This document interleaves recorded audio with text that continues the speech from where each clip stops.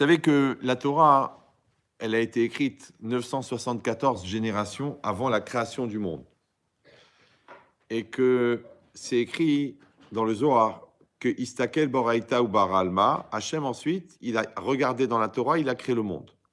Donc ça veut dire que la Torah, elle a précédé le monde et que le monde n'est qu'une projection de la Torah.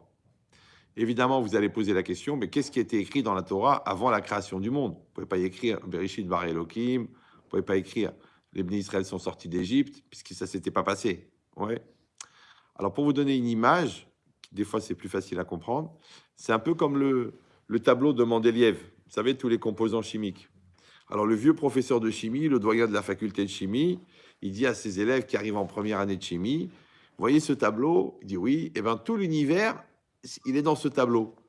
Parce que tout l'univers, ce ne sont que des combinaisons d'éléments chimiques qui sont représentés ici sur ce tableau.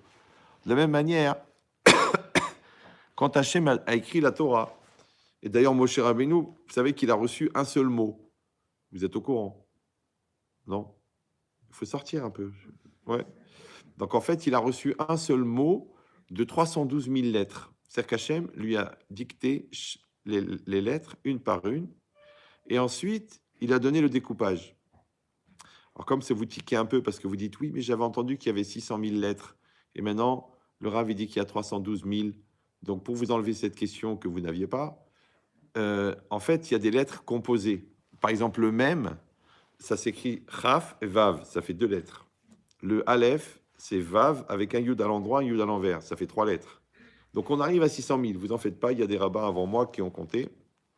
Mais en tout cas, ce qui est intéressant, c'est que, puisque ça formait un seul mot, et ensuite Hachem, il a donné le découpage, et en fait, il y a 70 découpages possibles. Je ne sais pas si vous... Ouais. Maintenant, on sait que la Torah, en fait, elle est formée de la volonté divine. Si on va plus loin, il dit le Ramban, dans la Gdama, dans la préface de Bereshit, que toute la Torah, ce ne sont que des associations de noms divins. C'est que toi, tu vois Bereshit, Bar Elohim, mais en vérité, on aurait pu écrire autre chose en composant les lettres. Ça va? Maintenant, au niveau du Sod, au niveau de la Torah cachée, toute la Torah, ce sont que des associations de noms divins. Ça veut dire que, vous savez, vous avez le jeu des mots cachés. Vous avez une grille comme ça avec un carré de lettres, puis vous avez des mots, et puis vous devez retrouver les mots qui sont à l'intérieur de cette grille. Quand vous avez trouvé tous les mots, il n'y a plus une seule lettre de libre. Maintenant, il dit le Ramban, Kol la Torah Kula Tiruf Shemot. Toute la Torah, ce sont des associations de noms divins. C'est que vous prenez les noms divins qui existent, d'accord, et vous les recherchez dans la Torah, à l'endroit, à l'envers, par saut de lettres, de 7 lettres, de 6 lettres, de 5 lettres, dans la forme de la lettre, dans la valeur numérique de la lettre, dans l'emplacement, dans la Torah. Quand vous enlevez tous les noms divins, il n'y a plus une seule lettre de libre. Vous comprenez ce que je dis ou... D'accord? Maintenant, si je dis que toute la Torah, ce ne sont que des noms divins, et que le nom divin, c'est quoi? En fin de compte, c'est la formule chimico-divine de la matière. Ça veut dire que quand Hachem a créé le monde, on dit qu'il a regardé dans la Torah. En fait, il a combiné des noms divins qui ont créé la matière. Maintenant, H2O, c'est de l'eau. En fait, c'est 2 atomes d'hydrogène et un atome d'oxygène. Eh bien, Baït, ce n'est pas une maison. C'est des éléments chimico-divins, c'est-à-dire c'est la formule d'énergie divine qui est nécessaire pour faire une maison. Or, comme H2O, c'est la formule de l'eau, et ben chaque mot dans la Torah, il correspond en fait à la formule de la volonté divine qui est nécessaire pour créer la chose. Maintenant, quel rapport avec la volonté divine? Parce qu'en fait, depuis, avec Albert, on a découvert, vous vous rappelez Albert, dont on n'a jamais retrouvé les téphilines, il a dit E égale MC2. Donc, tout est énergie. Et le Rav Munk, il dit que l'énergie dont parle Einstein, c'est la volonté de Dieu. C'est pour ça que l'énergie est infinie, comme la volonté d'Hachem. Maintenant, si le constituant majoritaire de la matière, c'est de la volonté, et que Dieu, il a regardé dans la Torah pour écrire, pour créer le monde, donc les mots de la Torah, ce sont les formules H2O, chimico-divine, d'énergie divine qui crée la matière en temps réel. Vous êtes toujours là? Non, je voudrais que vous soyez bien là parce que là, je n'ai pas encore commencé le cours. Donc, si vous perdez pied maintenant, vous allez vous ennuyer dans 10 minutes. Ouais. Vous avez compris ce que j'ai dit là? Super. Donc, quand on dit que la Torah est un livre d'enseignement, ça s'appelle Oraïta. Oraïta, ça veut dire enseignement, mais ça veut dire aussi lumière. Donc, la Torah n'est pas un livre d'histoire. Malheureusement, il y a beaucoup de juifs qui ont voulu ramener la Torah a une dimension culturelle, philosophique. Aujourd'hui, c'est beaucoup du coaching. C'est dommage, parce que du coup, si eux, c'est des cochers, nous, on est des chevaux. Ouais. Mais c'est dommage de lui enlever son caractère essentiel à la Torah, qui est le caractère divin. Ça veut dire que c'est un chemin d'accès direct à la pensée de Dieu. Et toi, tu veux la ramener à une dimension rationnelle qui s'appelle le sanitaire dans la cache-route, la propreté dans le mikvé, la scepticité dans Netilat Yadayim. C'est dommage. Ouais. Parce que le Yetzer Hara de l'homme, c'est de rendre la Torah humaine.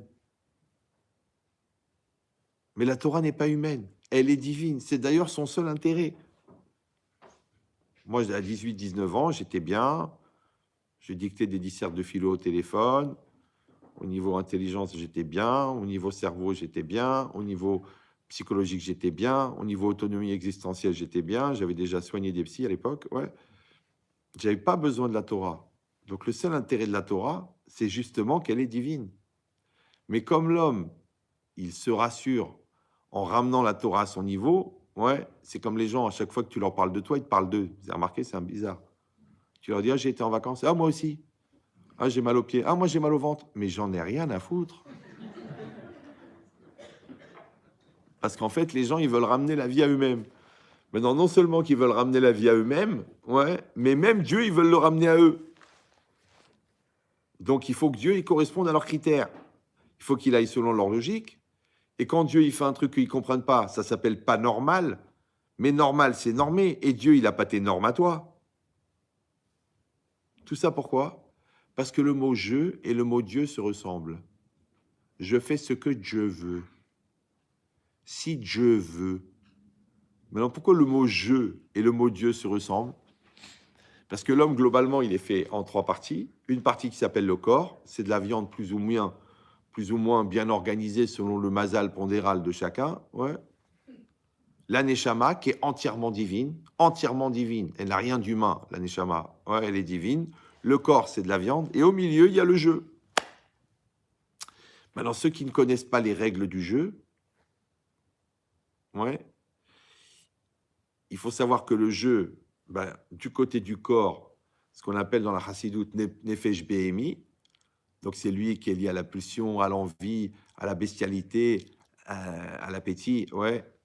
Et l'autre côté du jeu, il remonte vers la réflexion, la musique, la philosophie, la prophétie, la transcendance, la méditation et le divin. Donc en fait, le bout du moi, après le surmoi, ouais, le subconscient, eh ben, il est à la frontière de la neshama. Donc la fin du moi, c'est le début de la neshama, et le bas du moi, c'est l'équateur. C'est la partie médiane de la planète, la plus chaude, en dessous de la ceinture. Maintenant, l'homme, il a un curseur entre le bas de son corps et le haut de son corps, entre sa tête et sa culotte, et il se balade. Maintenant, la Torah, elle te demande de t'élever, et la société, elle te dit,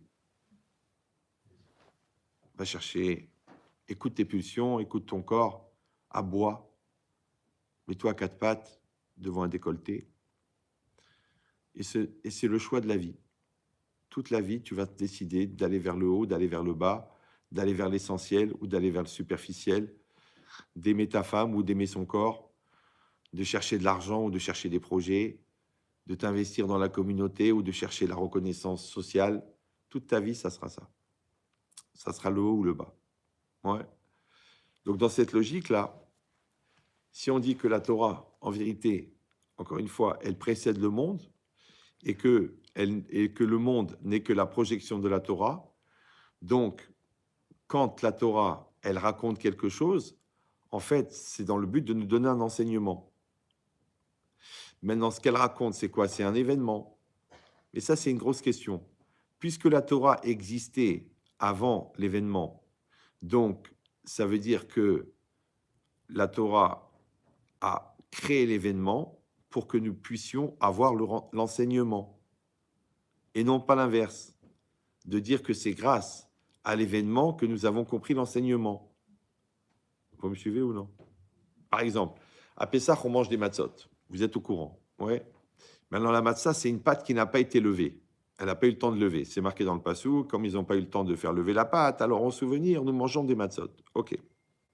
Maintenant, l'ambiguïté, c'est que quand les anges ils sont venus chez Abraham pour lui annoncer que l'année d'après, il aura un enfant, c'était Moed.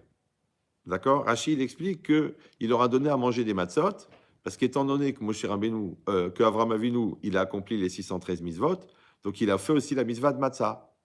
Ça va toujours. Maintenant, est-ce que vous pensez qu'Avraham Avinu, il a mangé la matzah en souvenir de la sortie d'Égypte? Ça va être compliqué. Oui, non? Puisqu'elle n'a pas eu lieu à la sortie d'Égypte.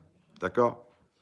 Donc, ils n'ont pas encore eu l'événement, qu'ils ont une pâte qu'ils n'ont pas eu le temps de faire lever et qu'en souvenir, on mange la matzah.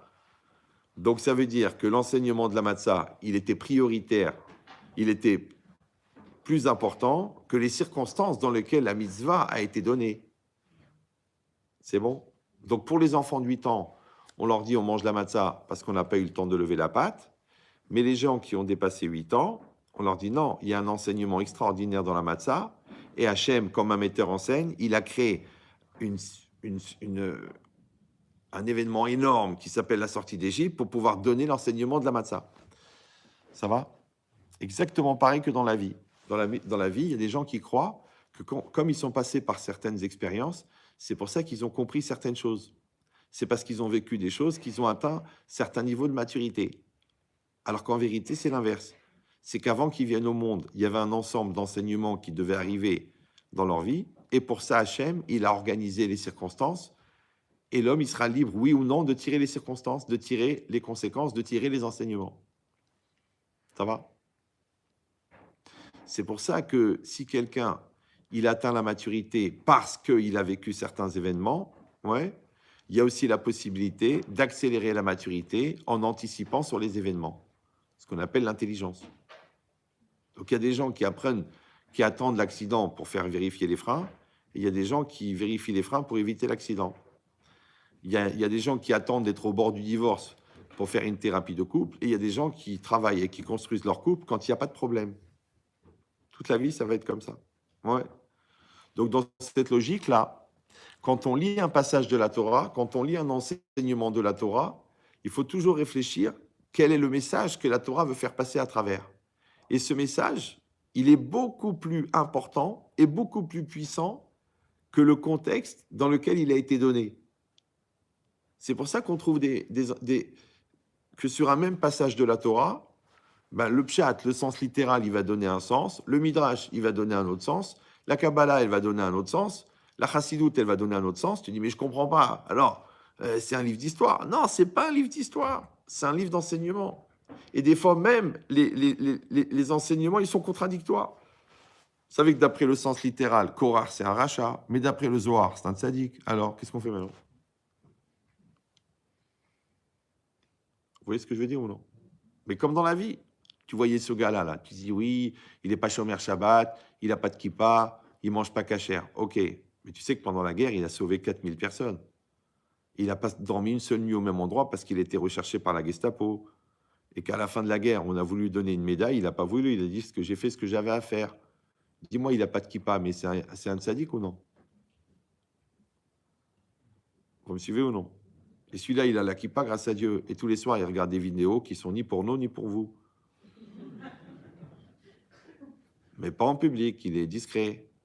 Vous comprenez ce que je veux dire? C'est pour ça qu'on ne peut pas juger. Qu'est-ce qu'on sait des gens? Qu'est-ce qu'on connaît des gens? Une fois, quelqu'un m'a dit, vous avez entendu que ce monsieur, il a trompé sa femme après 21 ans de mariage? Je dis, écoute, je ne devrais pas te le dire, mais en fait, sa femme, elle avait un problème au niveau gynécologique et ça faisait 17 ans qu'ils n'avaient rien fait les deux. Donc, c'est pas mal qu'il a tenu 17 ans sur 23 ans de mariage. Toi, tu n'aurais pas tenu une semaine. Une fois, il y en a un, il est venu. Il m'a dit, Rabbi Chetrit, ma femme, elle a un traitement à subir et donc le médecin a dit qu'il n'est pas du tout recommandable que nous ayons des relations. Il m'a dit, est-ce que la halakha permettrait que j'aille voir ailleurs? Je dis, qu'est-ce que tu penses? Si toi-même, tu avais un problème de plomberie, tu penses que ta femme, elle viendrait poser la question? Il m'a dit, Chas Shalom. Je dis, alors quelle différence? T'as compris ou non? Non, c'est intéressant. C'est intéressant le niveau d'immaturité qu'on peut avoir quand on utilise la Torah au lieu d'essayer de la servir. Donc, dans cette logique-là, quand on prend un passage, encore une fois, de la Torah, oui, on peut, entre guillemets, le sortir de son contexte, du moment qu'on reste dans le texte, parce que le contexte, quand vous enlevez le texte, c'est pas grave. Il y a un temps de réactivité quand même. Hein. Vous êtes fatigué, c'était une dure journée. Il y en a qui ont pris un apéro avant de venir. Vous pratiquez le cerf-volant. Non, parce que là, je vais vous faire à peu près 7-8 ans d'yeshiva en 1 heure. Donc, j'ai vraiment besoin que vous soyez à 100%. Là, c'est pas Cyril Hanouna, là, c'est Ben Chetrit. D'accord? Donc, si c'est ça, alors il y a un passage dans la Torah extraordinaire qui est dans la paracha de Shlach. Mais encore une fois, on va pas la regarder au niveau du contexte, on va la regarder au niveau de l'enseignement. Et vous connaissez la situation, les Bnei Israël, ils sont sortis d'Égypte, et maintenant, ils sont censés rentrer en Eretz Israël, et au dernier moment, ils ont eu peur. Et qu'est-ce qu'ils ont dit? Ils ont dit, on va envoyer des explorateurs. D'accord? Vous connaissez l'histoire. Hachem ne voulait pas. Moshe a dit, écoute, ils veulent envoyer des explorateurs. Finalement, ils ont choisi les explorateurs. Les explorateurs ont été. Ils ont vu des choses qui leur ont fait peur. Ils sont revenus. Ils ont raconté aux Bnei Israël. Les Bnei Israël ont eu peur. Ils ont pleuré. Hachem s'est énervé. Il dit, ah bon, alors vous pleurez. Alors, toute la génération, elle meurt dans le désert. Et c'est vos enfants qui rentreront en Eretz Israël. C'est ce qui s'est passé. D'accord? Comme quoi, des fois, un mauvais choix, il peut sauter une génération. Il y avait une fille, elle était sérieuse. On t'a dit oui. Oui, mais elle n'est pas très marrante. Alors, tu dis non, tu préfères l'autre. Mais l'autre, c'est une faux folle. Du coup, tu as souffert 22 ans. Et après, tu as divorcé. Elle aussi, parce qu'elle avait épousé un pervers. Et après, vous vous retrouvez, vous vous mariez. Ça fait 20 ans de perdu. Bon, il y a eu des gosses qui sont nés entre-temps. Des fois, pour un virage, vous étiez 2 copains. Ouais, à la sortie. Il y en a, il est rentré à la fac, l'autre, il est rentré à la yeshiva. Bon, lui, il est devenu un Rosh Yeshiva, et toi, tu es devenu, grâce à Dieu, un installateur de salle à manger, un dentiste. Ouais. Et chacun a fait un projet. Bon, quand tu peux, t'étudies un peu, et tu dis, peut-être je l'aurais écouté, je serais parti avec lui. Maintenant, j'aurais une yeshiva. Je n'ai pas dit que c'est mieux, mais tu vois que les destinées, des fois, elles se jouent à des choix qui sont très, très rapides. Très... Comme Ayrton Senna, il a raté qu'un virage, finalement. Pourtant, il en a réussi des millions. Mais il l'a raté. Des fois, dans la vie, tu peux rater un virage. Donc, ça veut dire qu'en vérité, chaque choix, chaque situation, elle te pose une question auquel tu dois répondre. Les Bnei Israël étaient devant cette situation qui était, on rentre en Eretz Israël. Mais ils ont eu peur. Alors moi, de ma petite expérience de quelques dizaines de milliers de personnes par an, j'ai remarqué que quand il y a un choc, ou quand il y a un malaise, ou quand il y a une névrose, ou quand il y a une souffrance, qu'elle soit seule ou qu'elle soit commune, ouais, le plus important, c'est pas l'événement qui a provoqué la chose, c'est le terrain qui précède l'événement. Vous me suivez ou non? Parce que les gens ils te disent, oui, mais vous comprenez, mon mari m'a trompé, ma femme m'a trompé. Je dis, mais comment il était le couple avant? Fihala zéro, rien, pas de communication, pas de communion, pas de compréhension. Il dit, oui, mais le petit, il a fait une grosse dépression. Je dis, attendez, mais avant ça, il avait confiance en lui, il était construit, il était bien dans sa peau, il était heureux, il était bien dans sa religion. Oh non, pas du tout, angoissé, stressé, mal à l'aise. Bon, il a subi un truc par son cousin quand il était petit. Donc, il avait un terrain. En vérité, c'est le terrain qui génère la situation. C'est pour ça que le plus important, quand on demande comment ça a commencé, c'est pas qu'est-ce qui s'est passé, parce que ce qui s'est passé, ça n'a été que le déclencheur. Mais ce qui est vraiment la cause, c'est le terrain qui était avant la situation. Comme dans la maladie. Ouais. Qu'est-ce qu'il faut soigner? Il faut soigner la maladie ou le malade? Rav Dessler, il dit qu'il faut soigner le malade. Si tu soignes le malade, il est fort, il va se battre contre la maladie. Si tu soignes la maladie, elle se porte de mieux en mieux. Aujourd'hui, beaucoup, la médecine, c'est de soigner la maladie. Donc, il donne, par exemple, des antibiotiques. Mais qu'est-ce qu'il fait, le corps? Il s'habitue à l'antibiotique. Du coup, l'antibiotique ne marche plus. Et à un moment, il n'y a plus d'antibiotiques. Du coup, la personne, elle meurt. Mais le problème, c'est qu'entre-temps, les médicaments, ils ont affaibli les défenses. Donc, la personne ne peut plus se battre et elle meurt. Elle meurt de quoi? Elle ne meurt pas de la maladie. Elle meurt de la faiblesse qui a été entraînée par la maladie. Moi, une fois, j'ai eu un petit problème de cholestérol. J'avais un médecin qui était honnête. Je lui ai dit, écoute, il y a celui-là et celui-là. Il m'a dit, écoute, les deux, ils soignent le cholestérol. Mais il y en a un qui va tuer le cœur, l'autre, il va tuer l'estomac. Choisis. Je lui dis, mais ça veut dire quoi, choisis ta mort? Ah, c'est intéressant, ça s'appelle les dégâts collatéraux. On verra avec le vaccin du Covid. Pour ceux qui ont eu la chance d'être vaccinés. Donc, c'est quoi l'idée? Ouais, c'est de comprendre. C'est que dans tous les choix qu'on fait, il y a toujours des dégâts collatéraux. Tu épouses une personne, il y a des qualités et des défauts. Même le maire, qui était laïque, il vous a dit vous êtes marié pour le meilleur et pour sa mère. D'accord? Donc, tu vas dans telle école, il y a des qualités et des défauts. Tu fais un business, tu gagnes de l'argent, tu perds de l'argent. Ouais. Tu fais des bénéfices, mais il faut payer les impôts, il faut payer l'URSSAF. Ah, mais ça fait quand même beaucoup, 1 milliard d'URSSAF. Oui, mais combien t'as pris, Baba, si tu payes 1 milliard d'URSSAF? Je n'arrive pas à comprendre pourquoi les gens ils se plaignent. Ouais. Donc, toute la vie, c'est comme ça. Ouais. Maintenant, puisqu'une situation, elle contient toujours des qualités et des défauts, et qu'avant de rentrer dans la situation, tu es obligé de faire un choix, le choix, il est généré justement parce que la situation, elle est plurielle. Oui, la personne, elle a des qualités et des défauts. Alors, tu l'épouses ou non? Oui, mais vous comprenez, elle n'est pas parfaite. OK, et toi, tu es parfait? Non, loin de là. Alors? Comme il y en a, il m'a dit, ah, je vais annuler le mariage. Je dis, pourquoi? Il m'a dit, parce que la fille, elle a aucune pudeur. On a été dans une soirée, on était en séminaire avec le rave de Ibiza, Rabbi David Guetta. Et puis elle est montée sur la table, à moitié nue, elle s'est mise à danser. Quand j'ai vu ça, j'ai dit ça, une Bat Israël, je me marie pas. Ok. Donc ta femme, ta fiancée, elle a un problème de pudeur. Ouais. Je vais, mais toi, t'es chômeur Shabbat. Il me dit pas du tout. Je dis, bah alors vous êtes pareils les deux. Juste sauf que c'est pas dans le même domaine.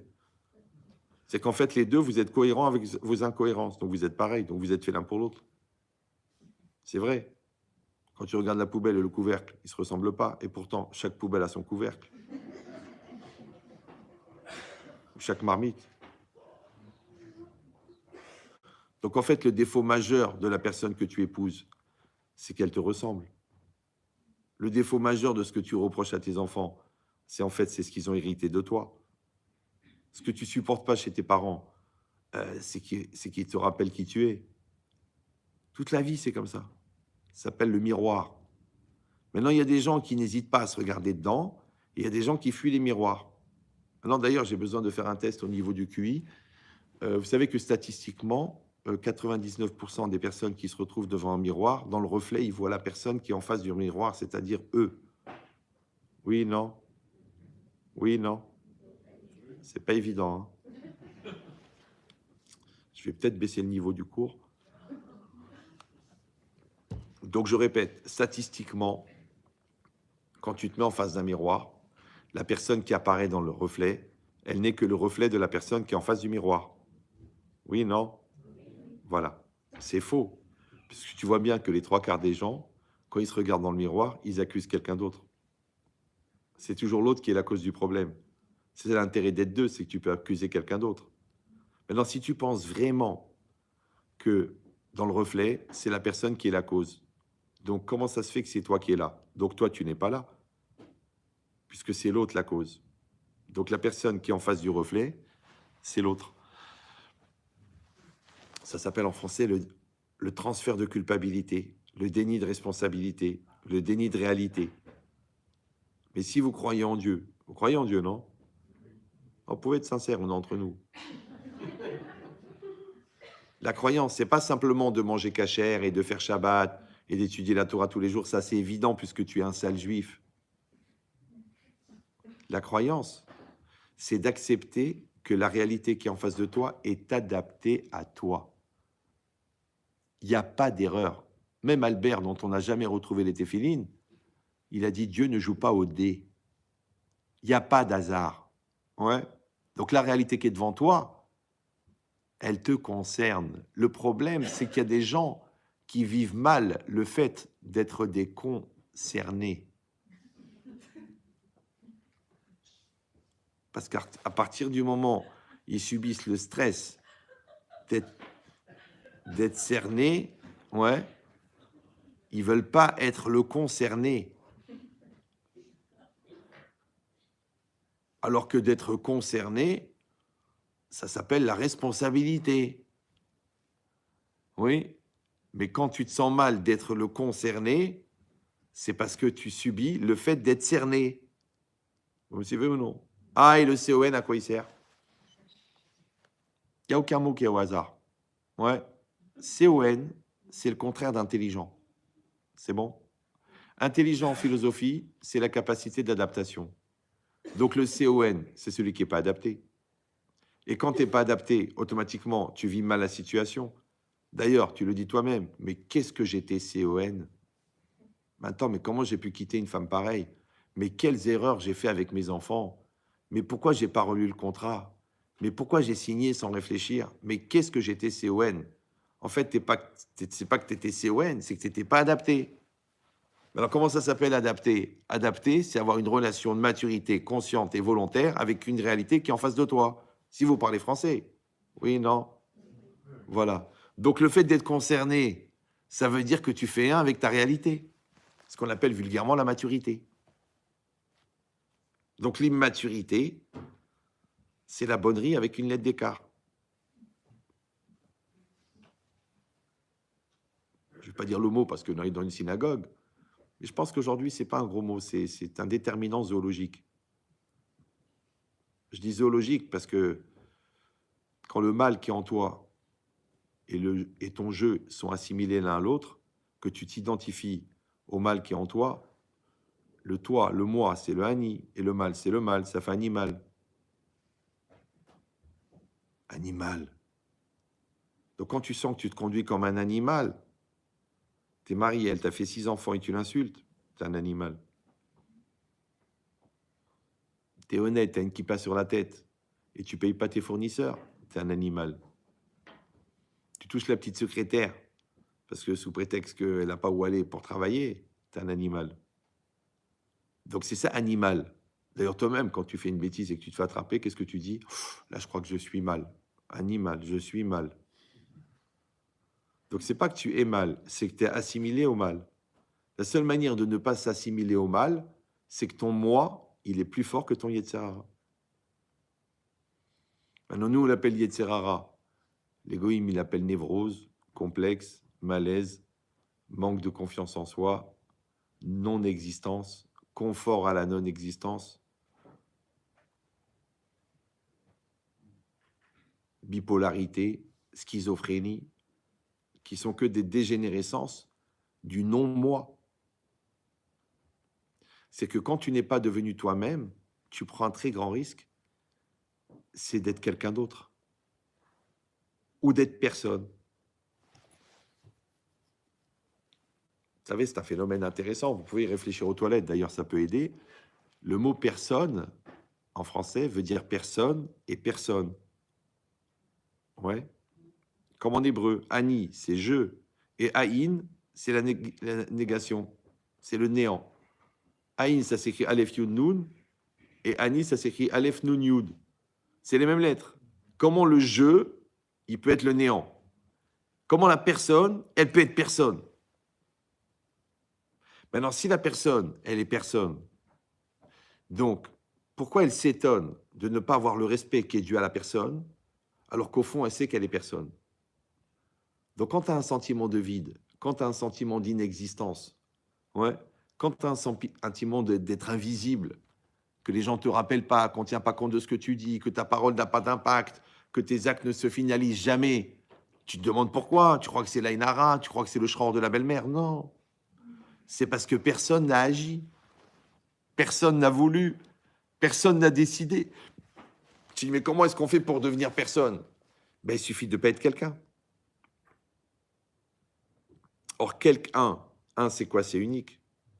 Et qu'est-ce qu'elle dit la Gemara? Keshem shepartsoufehem shonot, kar dartem shonot. De la manière que les visages sont différents, les esprits sont différents. C'est-à-dire la seule raison pour laquelle Hachem dans la nature, il a fait qu'on a tous des visages différents, c'est juste pour qu'on comprenne que chacun d'entre nous a un da'at différent. Et c'est quoi le da'at? C'est le cumul de la conscience, de la volonté maîtrisée et de la connaissance vécue. Ce qu'on appelle vulgairement la maturité. Ça va? Maintenant, quand toi, tu développes ton da'at, c'est que ton moi, il est fort. Si ton moi, il est fort, il remplit ta personnalité. Ta personnalité, c'est ce qu'on appelle le cœur, il est rempli de ton moi. S'il est rempli de ton moi, le Yetzirah, il ne peut pas prendre la place, puisqu'il s'est occupé. Regardez cette bouteille. Je donne toujours le même exemple. Je sais, je m'excuse pour les gens d'Internet qui l'ont déjà entendu. Moi aussi, j'assiste à tous mes cours. Et comme j'ai cours tous les soirs, imaginez, au bout d'un moment, même moi, j'ai envie de m'asseoir en face et j'espère que ce soir, il y aura un truc nouveau parce que franchement, la bouteille, elle est là. Vous la voyez? Non? Oui? Si vous ne la voyez pas, il faut acheter un chien. D'accord. Donc, cette bouteille, elle est pleine. On me l'a servie pleine. Bon, ça prouve que le président n'est pas de Meknes. Alors, donc... Ah, on va arrêter les familiarités si ça ne vous dérange pas. Donc, la bouteille, elle était neuve. C'est moi qui l'ai ouverte, d'accord? Et il y a marqué 1,5 litre. Combien elle contient? Je vais peut-être baisser le niveau. Donc, je recommence. Ouais. Pour les gens qui n'ont pas dépassé le CE2. Donc, la bouteille, il y a marqué 1,5 litre. Elle était neuve. Combien elle contient? 1,5 litre. J'ouvre la bouteille, je la vide dans une bassine. Il y a combien d'eau dans la bassine? 1,5 litre. Attention, question piège. Combien il manque dans la bouteille maintenant que je l'ai vidée? 1,5 litre. C'est très grave. Maintenant, pour les esprits légers qui croient que je suis en train d'expliquer que quand on vide une bouteille d'1,5 litre, il manque 1,5 litre, je vais vous rassurer, depuis l'âge de 9 ans et demi, j'ai arrêté de parler au premier degré. Donc, vous rajoutez 4 degrés de plus et après, on va commencer à parler ensemble. Ouais. C'est qu'en fait, la bouteille, elle représente la personne. Et la bassine, elle représente la vie. Donc, ce que tu vas trouver dans ta vie, c'est exactement ce qui manque dans ta personne. Parce que le Yetzirah, pour t'attraper, il va te mettre dans ta réalité ce qui manque dans ta personne. Il va te mettre dans ta réalité ce qui manque dans ton couple. Il va te mettre dans ton épreuve ce qui manque dans tes qualités morales. Il va t'envoyer un embrouilleur parce que tu manques de confiance en toi. Il va t'envoyer un charmeur parce que tu as besoin d'attention. Il va t'envoyer de l'argent pas cachère parce que justement, en ce moment, tu as un problème d'argent. Donc, en fait, celui qui connaît ses manques, il connaît ses épreuves. Puisque le combustible de ton épreuve, le carburant de ton épreuve, c'est tes manques. Donc, si tu dis, oui, Mera, à chaque fois, je tombe sur des malades dans les Shidduchim. Ok, mais tu n'as pas un petit côté infirmière? C'est vrai, j'aime bien. Ouais, mais c'est tous des gamins. Mais toi, tu aimes bien materner? Ouais, j'aime bien m'occuper, les prendre en charge, les assumer. Mère Teresa, je vais le sauver, je vais le ramener à la Torah. Écoute, Mère Teresa, il n'y en a eu qu'une, elle a été canonisée. Donc, c'est quoi ce besoin d'exister à travers l'autre? C'est parce que tu ne veux pas exister à travers toi-même. C'est pour ça que j'ai été obligé d'écrire un livre de 400 pages sur le phénomène de l'existence. Parce que exister, c'est extérieur, exister, être à l'extérieur. C'est ça, exister. Maintenant, le problème, c'est que d'après la Torah, l'existence, c'est la définition de la vie. Ça veut dire que quand tu n'existes pas, donc exister, c'est que tu n'es pas réalisé, puisque réaliser, c'est dans la réalité, tu n'es pas vivant. C'est ça la définition du mort. Or, on est fait en deux parties, la partie intérieure, la partie extérieure. La partie intérieure, c'est le je qui veut. La partie extérieure, c'est le je qui fait. Ça va? Maintenant, le je qui agit, c'est lui qui est confronté à la réalité, aux contraintes, au temps, à l'argent, au stress, à la responsabilité. Et le jeu intérieur, c'est le jeu qui rêve, c'est le jeu qui imagine, c'est le jeu qui décide, c'est le jeu qui veut. Maintenant, le jeu qui veut, on l'appelle le lève dans le langage des Chachamim. Et le jeu qui fait, on appelle le ma'asé. l'acte. Maintenant, il faut que le jeu intérieur et le jeu extérieur soient les mêmes. Ça s'appelle en français être soi-même. Soi-même. Ouais. Toho kebaro. Ton être intérieur, il doit être comme ton être extérieur. Donc, il faut que tu dises, attention, ce que tu penses. Ça va? Et il faut que tu fasses ce que tu dis. Donc, il faut que tu fasses ce que tu penses. Et il faut que tu penses ce que tu penses.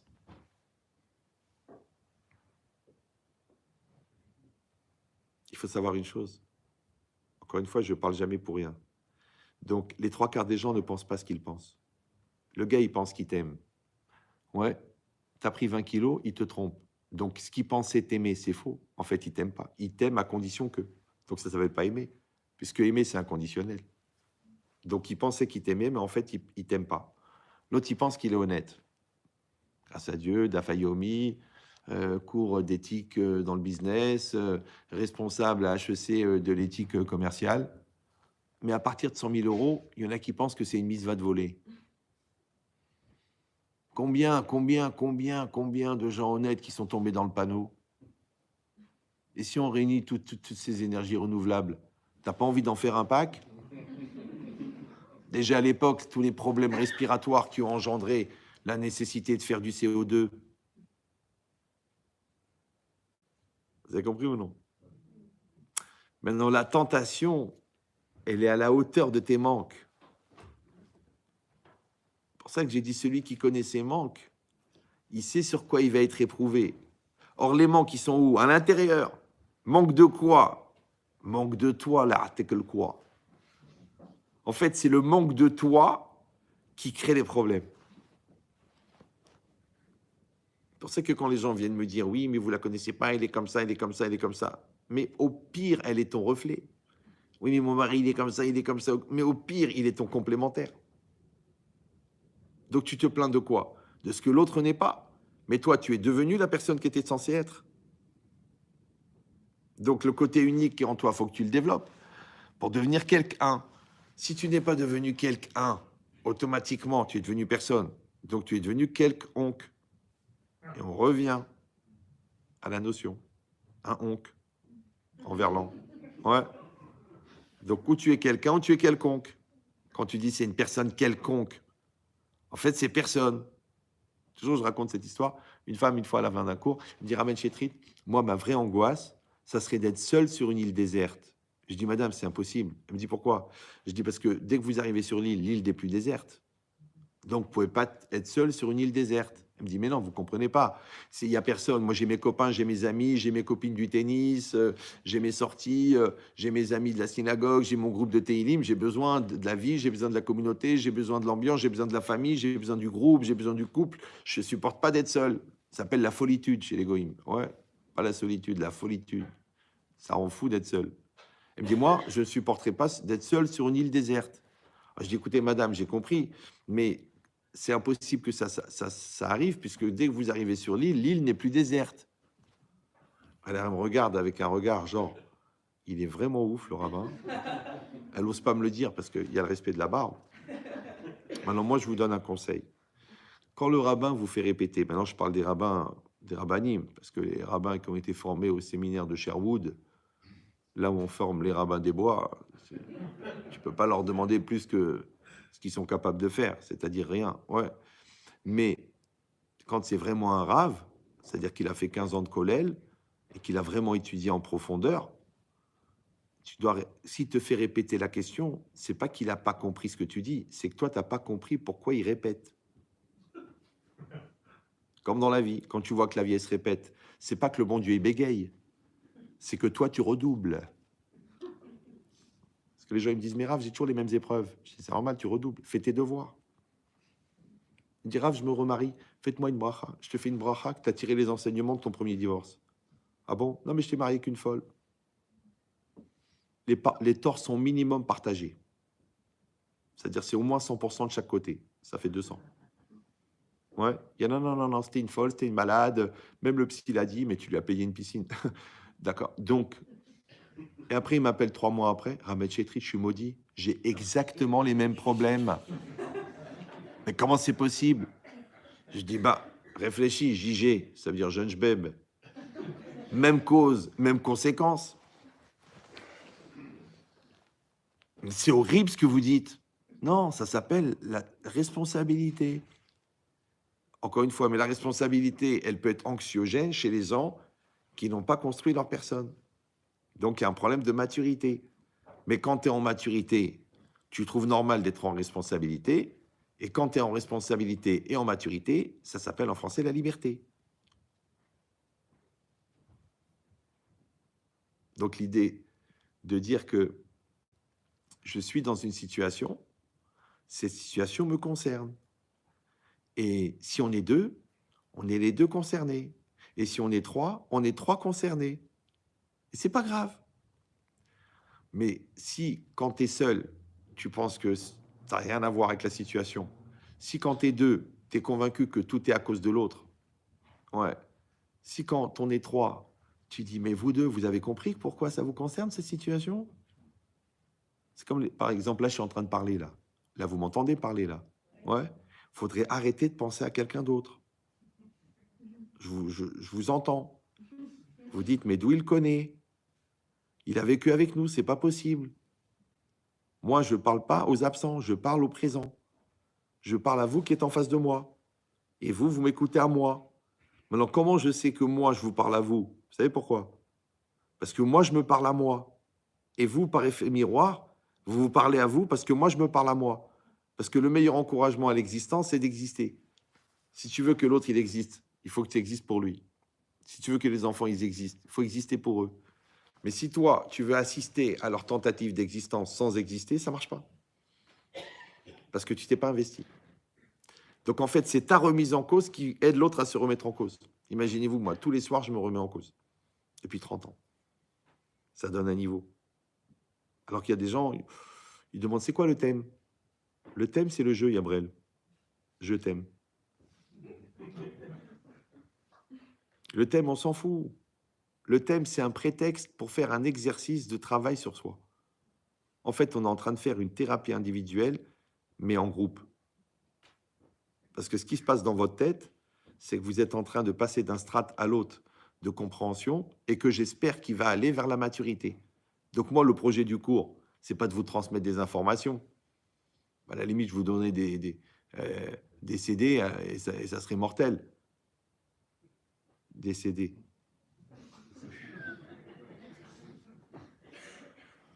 Je vous explique à quoi elles servent les blagues. Vous savez que moi, j'ai beaucoup d'humour, mais je rigole jamais. C'est vous qui rigolez.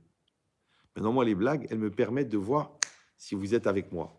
Si vous réagissez au quart de tour, je sais que vous êtes au niveau acuité, vous êtes à 100%. Si vous êtes à 100%, je peux augmenter le nombre d'enseignements et surtout l'intensité de l'enseignement. Mais si déjà les blagues, vous ne les comprenez pas, qu'elle va à mort les enseignements, parce que le principe, c'est de la communication. Et communiquer, c'est commun. Commun, c'est comme un. Maintenant, moi, j'ai beaucoup à vous dire. Mais au-delà de ce que j'ai à vous dire, j'ai ce que je veux vous dire. Et ce que je veux vous dire, j'aurai jamais le temps de vous le dire. Donc, je vous dis ce que je vous dis. Et vous vous concentrez sur le message pour créer un pont de union entre vous et moi, entre votre volonté d'entendre et ma volonté d'exprimer. Et dès qu'on est branché les deux, hop, ça passe en haut débit et vous sortez du cours avec 10 ans de maturité en plus. C'est ça le projet.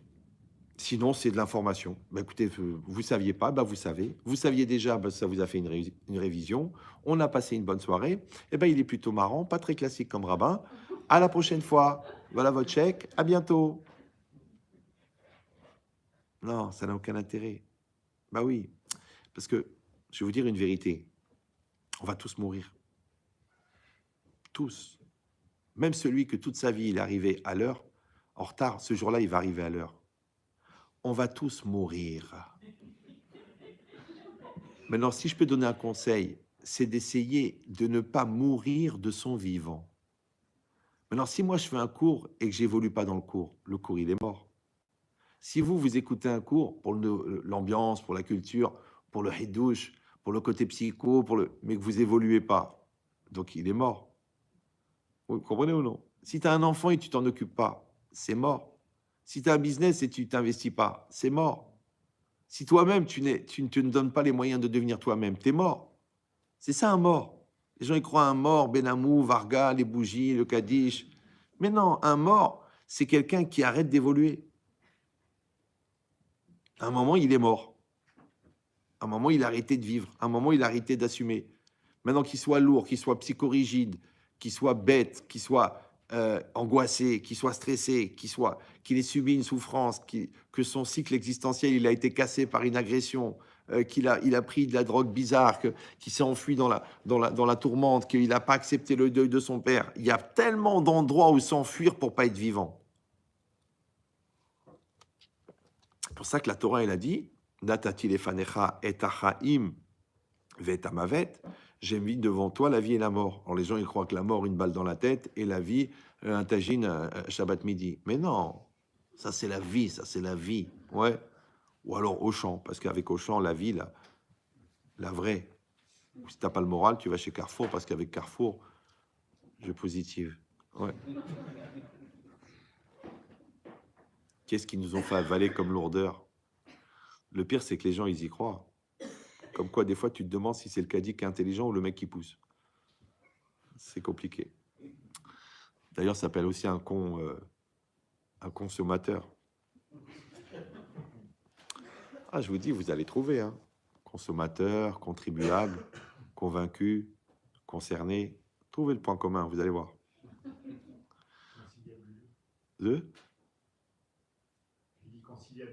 C'est la même chose. Ouais, parce que tu vois bien les bulles qui sortent de partout. Ouais. Donc l'idée, c'est ça.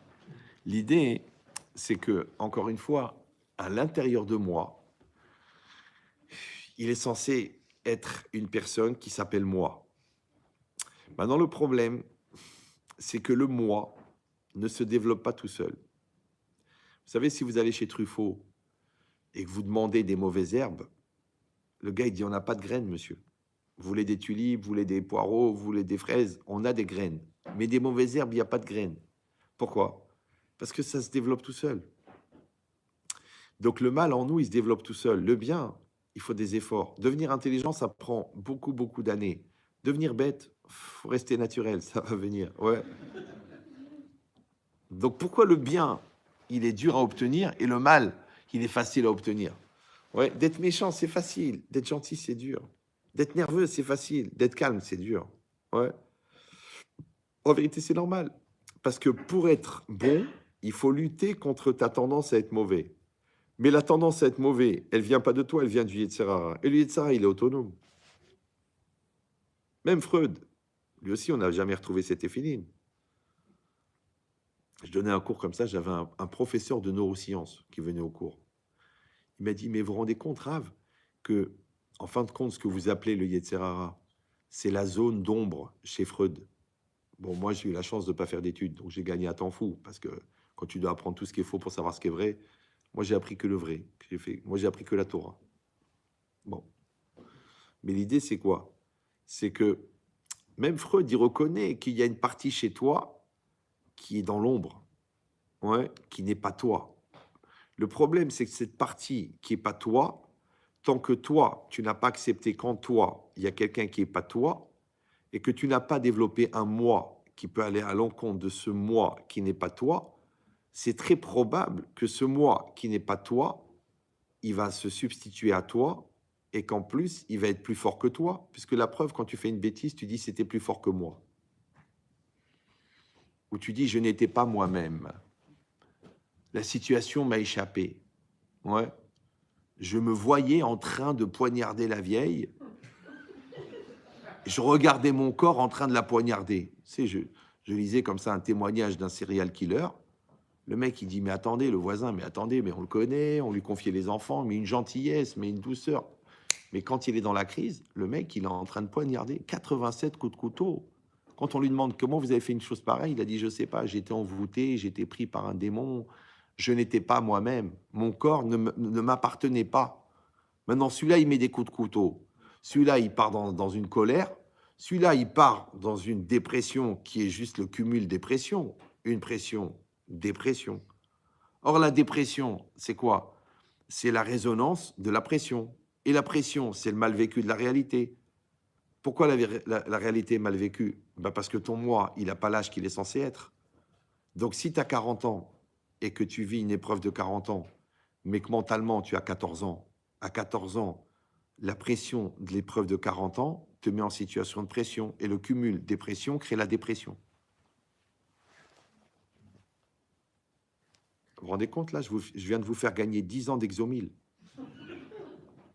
Bah oui, parce que les gens, maintenant, ils ont un déficit de maturité qui leur augmente la pression. Et qu'est-ce que tu fais, toi? Tu leur donnes l'anesthésie. Mais l'anesthésie, elle ne règle pas le problème. Donc, les problèmes augmentent, mais la maturité, non, puisque la maturité, elle est la résonance de l'épreuve. Donc, plus tu assumes, plus tu grandis. Quand on dit vous souffrez trop, pour arrêter de souffrir, on vous met sous calmant. Le calmant, il t'empêche d'être dans la réalité. Donc, comme tu n'es pas présent dans la réalité, tu ne grandis pas. Mais comme les épreuves grandissent, donc tu te déprimes de plus en plus. Voilà. Je sais, j'ai pas fait d'études, je sais. Mais j'ai soigné des psychiatres. C'est-à-dire que la Torah, elle va te donner la recette pour régénérer ton énergie. L'autre, il va te donner un médicament pour oublier que tu as un problème d'énergie. Mais tu n'as rien réglé. C'est comme le Doliprane. Tu as de la fièvre, tu prends un Doliprane, ok. C'est comme si tu as installé un signal d'alarme, que quand il y a le feu, ça s'allume. Qu'est-ce que tu fais, toi, quand il y a le feu? Tu enlèves l'ampoule. Mais si tu as de la fièvre, c'est que le corps il est en train de se battre. S'il se bat, c'est qu'il y a une infection. Donc maintenant, quand toi, tu enlèves la fièvre, ça n'enlève pas le problème. Mais ça te rassure. Ça va. Donc il y a des gens, ils prennent des Doliprane. Maintenant, tu as mal à la tête, tu prends un Doliprane. Mais non, tu as mal à la tête. Ou tu n'as pas assez bu, ou tu n'as pas assez dormi. Va dormir. Non, j'ai pas le temps de dormir, je prends des cafés et des Doliprane. Mais tu as un problème de cœur, qu'est-ce que tu vas prendre?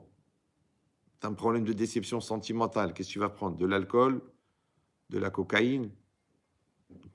Chaque Doliprane, il est adapté au problème. Tu as un problème tu as souffert, tu as été agressé quand tu étais jeune. Qu'est-ce que tu dois faire? Tu dois te construire. Puisque l'agression, en fait, elle t'a bloqué, puisque le repère, c'est l'adulte, et l'adulte, il s'est mal conduit à un moment où tu étais enfant. Donc, dans ta courbe d'évolution, il y a eu un choc. Et le choc, il a arrêté l'évolution. Et après, tu avais le choix ou d'être victime ou de te battre. Le problème, c'est que comme tu étais très jeune, tu ne savais pas te battre. Donc, du coup, tu es resté victime. Et la victime, elle ne grandit pas. Vous comprenez ce que je dis ou... Je sais que c'est simpliste. Mais moi, je dis, pourquoi compliqué? Ouais. Pourquoi le Hémet, il serait compliqué? Le Hémet, il est simple. Après, tu peux compliquer, tu peux mettre des mots techniques, des mots psychiatriques, mais ça ne change rien. Le phénomène, c'est le même. C'est que tous les problèmes qu'on a dans la vie, ils viennent du rapport d'immaturité qu'on a avec la vie. Or, la maturité, elle est le fruit de l'expérience.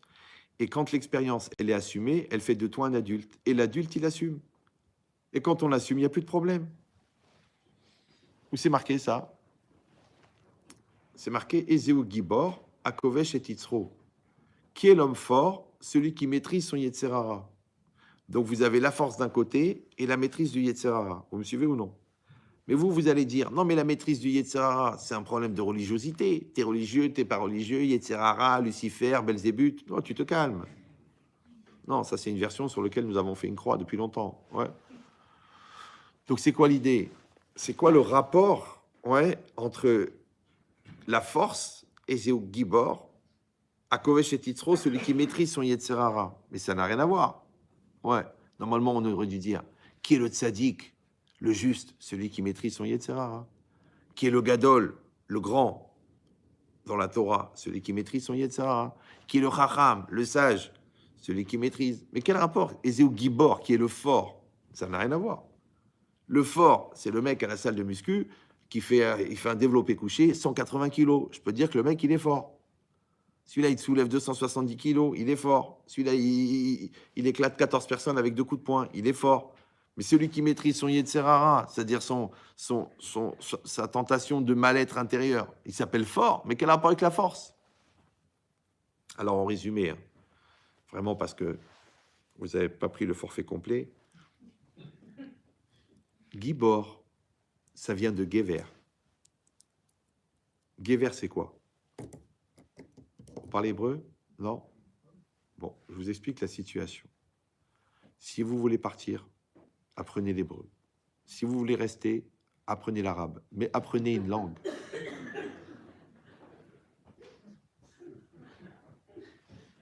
Comme dit Marine, il ne faut pas se voiler la face. Ce n'est pas moi, Jean-Luc, qui va vous dire le contraire. Je lui ai dit d'ailleurs, Jean-Luc, ne mélangeons pas tout. Ah, peut-être qu'on va tous se barrer. D'ailleurs, il le propose. Barre de là, barre de là. Allez, l'idée c'est ça. C'est de dire que Gibor, en vérité, ça veut dire fort. C'est vrai. Mais ça vient du mot Gever. Et Gever, ça veut dire quoi? Adulte. Donc, Ézéu Gibor, c'est Ézéu Gever. Le Gever, l'adulte, c'est celui qui maîtrise le Yetzer Hara. Donc, ça veut dire que le Yetzer Hara, c'est celui qui te propose de faire l'enfant. D'ailleurs, toi-même, tu dis, mais tu te conduis comme un enfant. Ouais, tu te laisses aller dans ta colère. Tu juges négativement. Tu te mets en victime. Tu transfères la culpabilité. Tu veux pas assumer. En fait, tu te mets en situation d'enfant. Maintenant, quand est-ce que toi, tu es en situation d'enfant? Quand ton Yetzer Hara, il est Gibor. Donc, si ton Yetzer Hara, il est Gever, toi, tu es un Yeled, tu es un enfant. Si toi, tu es un adulte, ton Yetzer Hara, c'est un enfant. Donc, si toi, tu es fort, la vie, elle est facile. Si toi, tu es faible, la vie, elle est difficile. Donc, à chaque fois que tu te mets en situation d'enfant, c'est trop dur, j'y arriverai jamais, vous la connaissez pas, elle est folle, il est fou, c'est trop difficile, ça demande beaucoup d'argent, j'aurai jamais la patience, je suis pas formé pour, je suis dans l'incapacité, moralement, je suis pas prêt. À chaque fois que tu te mets en situation d'immaturité, ça veut dire que tu as donné le volant au Yetzer Hara. Donc, tu refuses d'être la cause. Donc, automatiquement, tu refuses d'être concerné. Donc, tu refuses aussi de te remettre en cause. Parce que la remise en cause, c'est d'accepter d'être la cause. Ça va? Mais puisque la remise en cause, c'est une capacité qui vient de la maturité, donc la personne immature ne peut pas se remettre en cause. Et l'incapacité à se remettre en cause est un signe d'immaturité. Mais encore une fois, je ne suis pas en train de vous dire comment vous aider à comprendre l'autre qui, justement, n'arrive pas à se remettre en cause. Ouais. Je dis, faites ce travail sur vous-même, de dire comment ça se fait que je n'arrive pas à me remettre en cause. Pourquoi je suis psychorigide? Pourquoi je suis coincé? Pourquoi je suis lourd? Pourquoi je prends des résolutions et je ne les finalise pas? Pourquoi je donne une parole et je ne l'applique pas? Pourquoi je dis que je suis religieux et le Shabbat, si c'est compliqué, j'allume la lumière? Pourquoi je dis que je mange cachère, mais pendant les vacances, c'est compliqué, alors je ne mange pas cachère? Pourquoi? Parce que tu es un Yéled, tu es un gamin, tu n'es pas un rachat, tu es un CON. Non, c'est facile. Tu te rends compte que les gens, ils ont fait 20 ans de goulag parce qu'ils étaient Shomer Shabbat, et toi, tu es Mechalel Shabbat. Parce que la synagogue, elle est à 10 minutes de marche. Mais la vérité, si ce mec-là, c'est un juif, toi, t'es quoi, toi? Les gens, ils ont été brûlés vifs pendant l'Inquisition parce qu'ils achetaient des matzot. Et toi, tu manges du pain à Pessah. T'es sûr que t'es juif? Oui, mais vous comprenez, moi, je fais partie d'un esprit libéral. Donc, la tradition, pour nous, ça reste un patrimoine culturel. Mais l'engagement est trop contraignant au niveau pratique, au niveau halakha. Donc, c'est pour ça que je préfère en rester à un niveau qui est compatible. C'est-à-dire que je suis pratiquant, mais disons que je ne fais que les mitzvot pratiques. Comme des gens qui sont traditionnalistes, ça veut dire qu'ils font des avérotes par tradition depuis des générations quand même. Mais dis-moi, tu peux pas évoluer? Oui, mais vous comprenez, j'ai pas grandi dans ce milieu, et mes parents aussi, ils étaient comme ça. Mais ton père, il était cordonnier à Casablanca. Comment tu es devenu chirurgien? C'est une forme de trahison. Au contraire, c'est la fierté. Alors, évoluer au niveau professionnel, c'est une fierté. Mais évoluer au niveau religion, c'est honteux. C'est comme les gens qui me disent, oui, mais vous, les religieux, vous êtes obscurantistes. Obscurantistes. Moi, j'ai pas fait d'études. N'importe quel métier que tu fais, je te l'explique. Le film que tu as vu, je te le raconte. La philosophie que tu as étudiée, je vais t'expliquer le fond du message. Ton couple, en 4 minutes, je te le gère. Tes enfants, je t'explique ce qui se passe. Ouais, mais j'ai pas fait d'études. Toi, dans ton domaine à toi, peut-être t'es bon, le reste est nul. Donc, en fin de compte, c'est qui l'obscurantiste? T'as compris ou non? Parce que la Torah, elle gère tout. Alors que l'autre, il est médecin. Et encore, s'il est bon. L'autre, il est comptable. Est-ce qu'il est bon? Mais s'il est bon, il est comptable. C'est un bon comptable. Mais peut-être c'est un mauvais père de famille. Celui-là, il gère 600 000 employés. Tu laisses 4 enfants dimanche après-midi, il devient fou. C'est quand même bizarre. Il fait que ça de la journée, c'est un gestionnaire. Ouais. L'autre, il est psy. Soi-disant, il est là pour aider les autres. Il faut voir comment il a détruit ses enfants. Quand il faisait des bêtises, il les mettait dans un placard pendant une après-midi entière. Heureusement qu'il a fait des études de psy. Imagine, il aurait fait gynéco. À savoir ce qu'il aurait fait. T'as compris ou non? Bon, j'exagère, mais pas tellement en vérité. Ouais. Parce que l'incompétence n'est pas liée au diplôme. C'est ça que les gens ne comprennent pas. Et incompétence, ça va, mais deux, c'est irrespirable. C'est pas grave non plus. Donc l'idée, c'est ça. Que les bénis Israël, ils ont eu peur. Ouais. Et ils ont dit ce mot incroyable. Ils ont demandé à envoyer des explorateurs. D'accord? Comment on dit explorateur? Alors, explorer, c'est la tour et Haaretz. C'est d'explorer la terre. Mais dans cette paracha, c'est la paracha de Shlach, au début. Et là-bas, c'est marqué Shlach Lecha, Veyatur et Haaretz. On voit des hommes, ils vont explorer la terre. Mais la fin de la paracha de Shlach, c'est la dernière paracha du Kriyat Shema, où c'est marqué là-bas Velo taturu achare levavchem vachare nechem.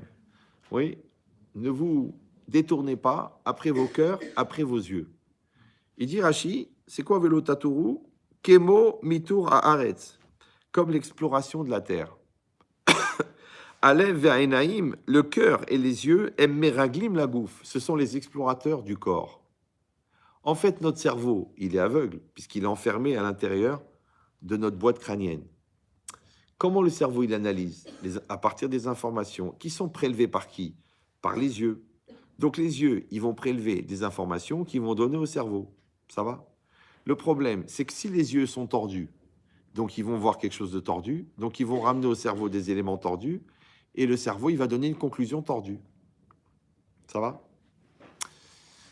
Maintenant, comme il est très tard, parce que je me suis trop appesanti sur la première partie, mais je vous pose une question. Vous avez déjà utilisé un GPS, non? Oui, non? Oui. Le GPS, c'est un outil incroyable. Vous marquez la destination où vous voulez aller. Et le GPS, il vous emmène là où vous avez marqué que vous voulez aller. D'ailleurs, à la fin, c'est marqué, ça vous dit, vous êtes arrivé à destination. Ça va? Vous me dites si ça va trop vite. Le GPS, en vérité, ça s'appelle la détermination.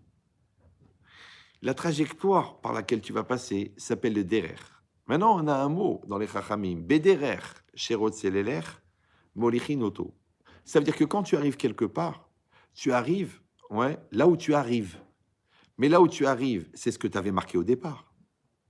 Parce qu'au départ, tu marques la destination, et quand tu arrives à la destination. C'est bon? Donc les gens, ils viennent me voir, ils me disent, Rabbi Chetrit, vous trouvez normal, 20 ans de mariage, aucune communication. J'ai dit, mais est-ce que tu as mis en place la communication? Il me dit non. Donc qu'est-ce que tu avais marqué dans le GPS au départ de ton mariage? Tu avais marqué aucune communication. Ou tu es arrivé à une situation où il n'y a pas de communication.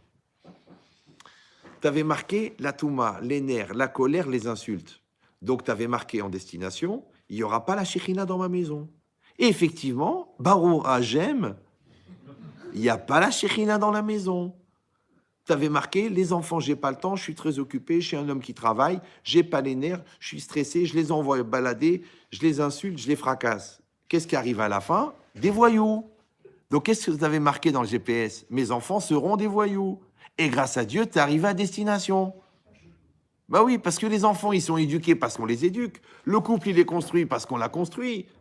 Ton business, il est cachère parce que tu l'as fait cachère. Donc maintenant, qu'est-ce qu'ils font les gens? Ils font n'importe quoi et après, ils s'étonnent. C'est pour ça qu'ils prennent de l'acétone. Moi, je le dis dans chaque cours. Je suis stupéfait des gens qui s'étonnent des résultats non obtenus sur les efforts non fournis. Vous entendez bien là-bas au fond? C'est moyen? Vous entendez bien? Voilà.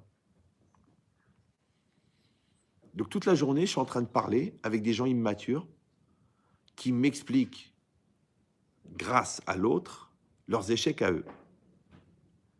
Et je leur réponds toujours la même chose. JH2, c'est une formule, ça veut dire jeune khmar au carré. Quelle est ta part à toi? Qu'est-ce que tu as fait personnellement pour que ça marche ou pour éviter que ça ne marche pas? Ah mais non, je suis en train de vous expliquer, Rav. Oui, je sais que je suis khmar, mais quelle est ta part à toi? Je vous dis, quand on est deux dans une situation, on est responsable à 100% de 50% de la situation. Donc arrête de croire que tu n'es pas concerné. L'enfant, il est en face de toi. Vous l'avez conçu à deux, non? Dans le lit, vous l'avez fait ensemble. Sauf si vous avez été très éprouvé et que du coup, il est né dans une éprouvette. Donc vous l'avez fait ensemble. Si vous l'avez fait ensemble, donc il y a de toi et d'elle dedans. Donc les deux, vous avez besoin du partenariat pour pouvoir faire fonctionner l'enfant. Comme le pianiste, il joue avec la main droite et la main gauche. Tu dis, attends, la main droite, ok, mais la main gauche, franchement, elle est gauche, hein, la main gauche. C'est ça ce que tu fais, toi. Tu dis, ma femme, c'est une khmara. Mon mari, il comprend rien à la pédagogie. Donc ton mari, c'est la main gauche. Ok. Et toi, t'as la main droite, que la cavode. Mais t'as vu le virtuose, comment il joue du piano des deux mains? C'est ça le shalom. Le shalom, c'est les deux mains. Tu vois même pas les doigts. Tu dis, mais attendez, mais ça, attendez, il a une deuxième main qu'un robot. Non. Ça s'appelle la coordination. Tu dis, mais comment je vais me coordonner avec cette folle? Mais t'as vu ce débile, il comprend rien. C'est ça le shalom. Tu dis, c'est trop difficile. Il y a son cousin, sinon c'est Chas, c'est deux cousins, Chas ve Shalom. Donc en fait, quand tu dois t'arranger avec ton mari et tu dois t'arranger avec ta femme, ça veut dire que les manques chez toi, c'est des plus chez l'autre. C'est ça le mariage. C'est que tout ce que tu n'as pas réglé quand tu étais célibataire, c'est pas grave, tu l'épouses. Et tout ce que vous n'avez pas réglé en tant que couple, c'est pas grave, tu l'accouches. C'est ça le défaut majeur des enfants.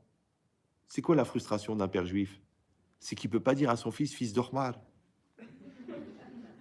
Sauf s'il a un voisin très entreprenant. Donc la vie, c'est des rendez-vous. Tu as rendez-vous avec tes enfants, tu as rendez-vous avec ton conjoint, tu as rendez-vous avec tes parents, tu as rendez-vous avec tes professeurs, tu as rendez-vous avec tes rabbinim, tu as rendez-vous avec tes amis, tu as rendez-vous avec tes ennemis. Même le gars qui t'insulte, c'est un rendez-vous. Apprends. Non, non, non. Tout ça, c'est des messages. Tout ça, c'est des écrans. Mais lis les écrans. Tu te rappelles à l'école? Tu te rappelles? Mais lis la consigne. Non, non, je vais faire l'exercice. Lis la consigne. Donc la vie, c'est des consignes. La vie, c'est des sujets. La vie, c'est des je sais plus comment ça s'appelle, dans un exercice. Mais lis, les gens ils lisent pas tout de suite. Ouais, je connais la solution. Oh, je m'en fous, je vais manger. T'en fais pas. Ça sert à rien. C'est des bêtises. Tout ça, on n'a pas besoin de se former dans le couple, de travailler des trucs, de lire des livres d'éducation. Ça, on n'est pas des débiles. On n'est pas des... Et quand tu vois les résultats, oh, waouh, waouh. Oh, je crois, on va faire 4 mois de Tisha B'Av. S'assoit par terre. D'où il sort ses enfants? Comment on a pu fabriquer de l'akhra de ce niveau? Et l'akhra, c'est quoi? C'est le shit, parce que shit, c'est l'akhra. Tu dis, mais comment il a pu tomber dans le shit? Parce que c'est de l'achra. C'est facile à comprendre. Tu prends les deux mains. Tu les vois, les deux mains, là? Ouais. Si elles sont comme ça, hein? Franchement, tu peux mettre une troisième main. Donc, si tu es comme ça avec le gosse, comment il est rentré le shit? Si tu es comme ça avec ta femme, comment il est rentré la secrétaire? Si tu es comme ça avec tes parents, comment il est rentré le genou? Si tu es comme ça avec Dieu, comment il est rentré la Vierge Marie? C'est vrai, non? Tu as envie de lui dire, mais enfin, Gad, t'es rempli de Dieu. El Malé, Rahamim. Moi, je te dis, tu manges pas cachère, tu mets pas les tefilines, tu fais pas kippour, la Vierge, elle arrive, Baba. C'est comme ça. Après, les gens ils disent, oui, l'influence, les trucs, le showbiz. Non, le show, il est très chaud, mais le biz, il arrive, le bizayon. Après le show. Ouais, c'est normal. Il n'y a pas de... J'ai envie de dire, je ne comprends pas pourquoi les gens, moins ils sont religieux, plus ils croient au miracle.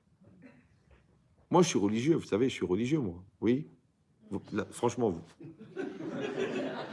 Je suis religieux, ouais. Eh bien, moi, je crois au travail. Je crois au travail. Tu éduques tes enfants. C'est jour après jour. Ouais. Tu construis ton couple, jour après jour. C'est pas que tu dis grâce à Dieu, bon, Hachem, le Rav. Non, non, non. Moi, j'ai pas fait de formation de psychologue de couple, de médiateur de couple, de psychiatre de couple. Moi, j'ai construit avec ma femme. C'est tout. On a parlé des millions d'heures. 90% de mon expérience, c'est ça. Pourtant, j'ai eu 35 000 couples au téléphone et au moins 5 000 ou 6 000 en consultation. Mais 99%, en vérité, c'est la gestion maturité, immaturité. Donc, ça va très vite. En 5 minutes, tu as compris ce qui se passe. Après, les anecdotes, les années difficiles, les années folles, chacun, il veut rajouter des histoires. Mais c'est juste l'illustration. Mais le fond du problème, c'est est-ce qu'on assume chacun son rôle ou on transfère sur l'autre? Après, quand c'est un couple, il est mature. C'est que chacun, il a compris qu'il a sa part à faire. Si un couple, il est immature, c'est que chacun, il pense que c'est la faute de l'autre. Et ça peut durer longtemps. Hein. Parce que la réaction chimique crée acide, acide, crée, acide. 1 million d'années, tu peux faire. Et dans le couple, ça s'appelle la série des rendez-vous manqués. Les gens se croisent. Quand il est mature, l'autre, il fait le brel.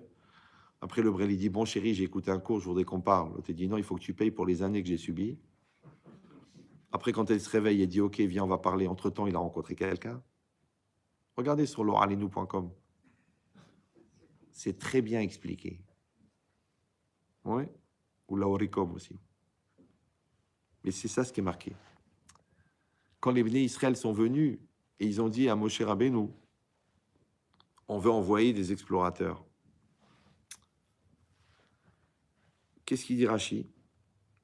Shlach lecha. C'est marqué, envoie pour toi. Bon, déjà, je vais vous donner le sens simple. Ouais. Les dartecha, selon ton opinion. C'est-à-dire, Hachem, il dit, moi, je ne veux pas envoyer des explorateurs. Toi, Moshe, tu me dis, il faut envoyer des explorateurs. Maintenant, moi, je ne veux pas. Toi, tu veux le faire. Il dit, Ani, eni metzavelecha. Il dit, Hachem, moi, je ne t'ordonne pas d'envoyer. Toi, tu veux envoyer. Im tirtse shlar. Si tu veux, envoie. Il dit, pourquoi? Les fiches, chez Baou Israël, Vermrou, Dishlecha Nashim Lefanenu. Ils sont venus, les Bnei Israël, ils ont dit, envoyons des hommes devant nous. Des explorateurs, des espions pour aller voir comment les défenses sont organisées, la taille des murailles, le nombre de soldats, où ils sont cachés les trésors. C'est intelligent d'envoyer des... Ouais. On voit bien que si on n'avait pas le Mossad, la vie, elle serait pas marrante. C'est pas grave. Il dit, donc les filles chez Baou Israël, Vamrou, Nishlecha, Nashim, Lefanenu. Envoyons des hommes devant nous. Comme c'est marqué, vous vous êtes tous approchés de moi. Ça veut dire que les Bnei Israël, ils sont venus en masse comme ça, tout mélangés. Ils ont dit, ouais, on va pas rentrer dans le pays comme ça, on va se faire massacrer. Il faut envoyer des explorateurs, envoyer des espions. Ouais. Vous vous êtes tous approchés de moi. Quand les Bnei Israël ont demandé des explorateurs, Moshe Nimlach Bashrina, qu'est-ce qu'il a fait à Hachem? Il a demandé à Hachem. Moshe, il a demandé à Hachem, qu'est-ce qu'il faut faire? Hachem, il lui a répondu, Amar, Hachem, il a dit, Ani amarti la em tova. Moi, je leur ai dit que la terre d'Israël, elle est bonne. Chez Neymar, et elle est très mironi mitzraim. Je vous ferai monter de la pauvreté d'Égypte vers une terre de miel et d'huile. Ouais. Chayehem. Hachem, il a dit, sur leur vie, c'est-à-dire Hachem, il a juré. Sheani noten la emma comme les tarout, que je vais leur donner un lieu, c'est-à-dire une opportunité de se tromper, Bédivré Amiraglim, dans les paroles des explorateurs, les Ma'an lo irashua, afin qu'ils ne l'héritent pas. D'accord? Donc je résume. Les Béné Israël ont eu peur. Ils ont voulu envoyer des explorateurs. Ils ont dit à Moshe, on veut envoyer des explorateurs. Moshe, il a demandé à Hachem. Hachem, il a dit, je ne comprends pas. Je leur ai dit que la terre, elle est bonne. C'est je vous ai sorti d'Égypte, j'ai fait les miracles, j'ai ouvert la mer, j'ai détruit les Égyptiens, je vous ai donné toute la richesse d'Égypte, j'ai détruit toutes les idoles d'Égypte, j'ai détruit toute la civilisation égyptienne, j'ai réécrit l'histoire pour vous, je vous ai libéré. Ouais, tout ça pourquoi? Pour rentrer en Eretz Israël. Et maintenant, qu'est-ce que vous faites? Vous dire on a peur. Ok. Alors Hachem, il dit, bon, puisque vous avez peur, ok, vous voulez absolument envoyer, ok. Il a dit, écoutez, vous allez aller, ouais, et moi, je vais vous donner l'occasion de vous tromper. Ça veut dire quoi? Les explorateurs, ils vont aller, ils vont voir des choses qui vont leur faire peur. Ils vont revenir, ils vont raconter aux Béné Israël ce qu'ils ont vu. Les Béné Israël, ils vont avoir peur. Donc, ils vont pleurer. Hachem a dit, vous pleurez, vous mourrez tous dans le désert, et dans 40 ans, c'est l'autre génération qui va rentrer en Eretz Israël. D'accord? Mais je vous rappelle que là, on est au début, on est avant l'histoire. Il ne s'est rien passé. Déjà, Hachem, il leur a donné la fin.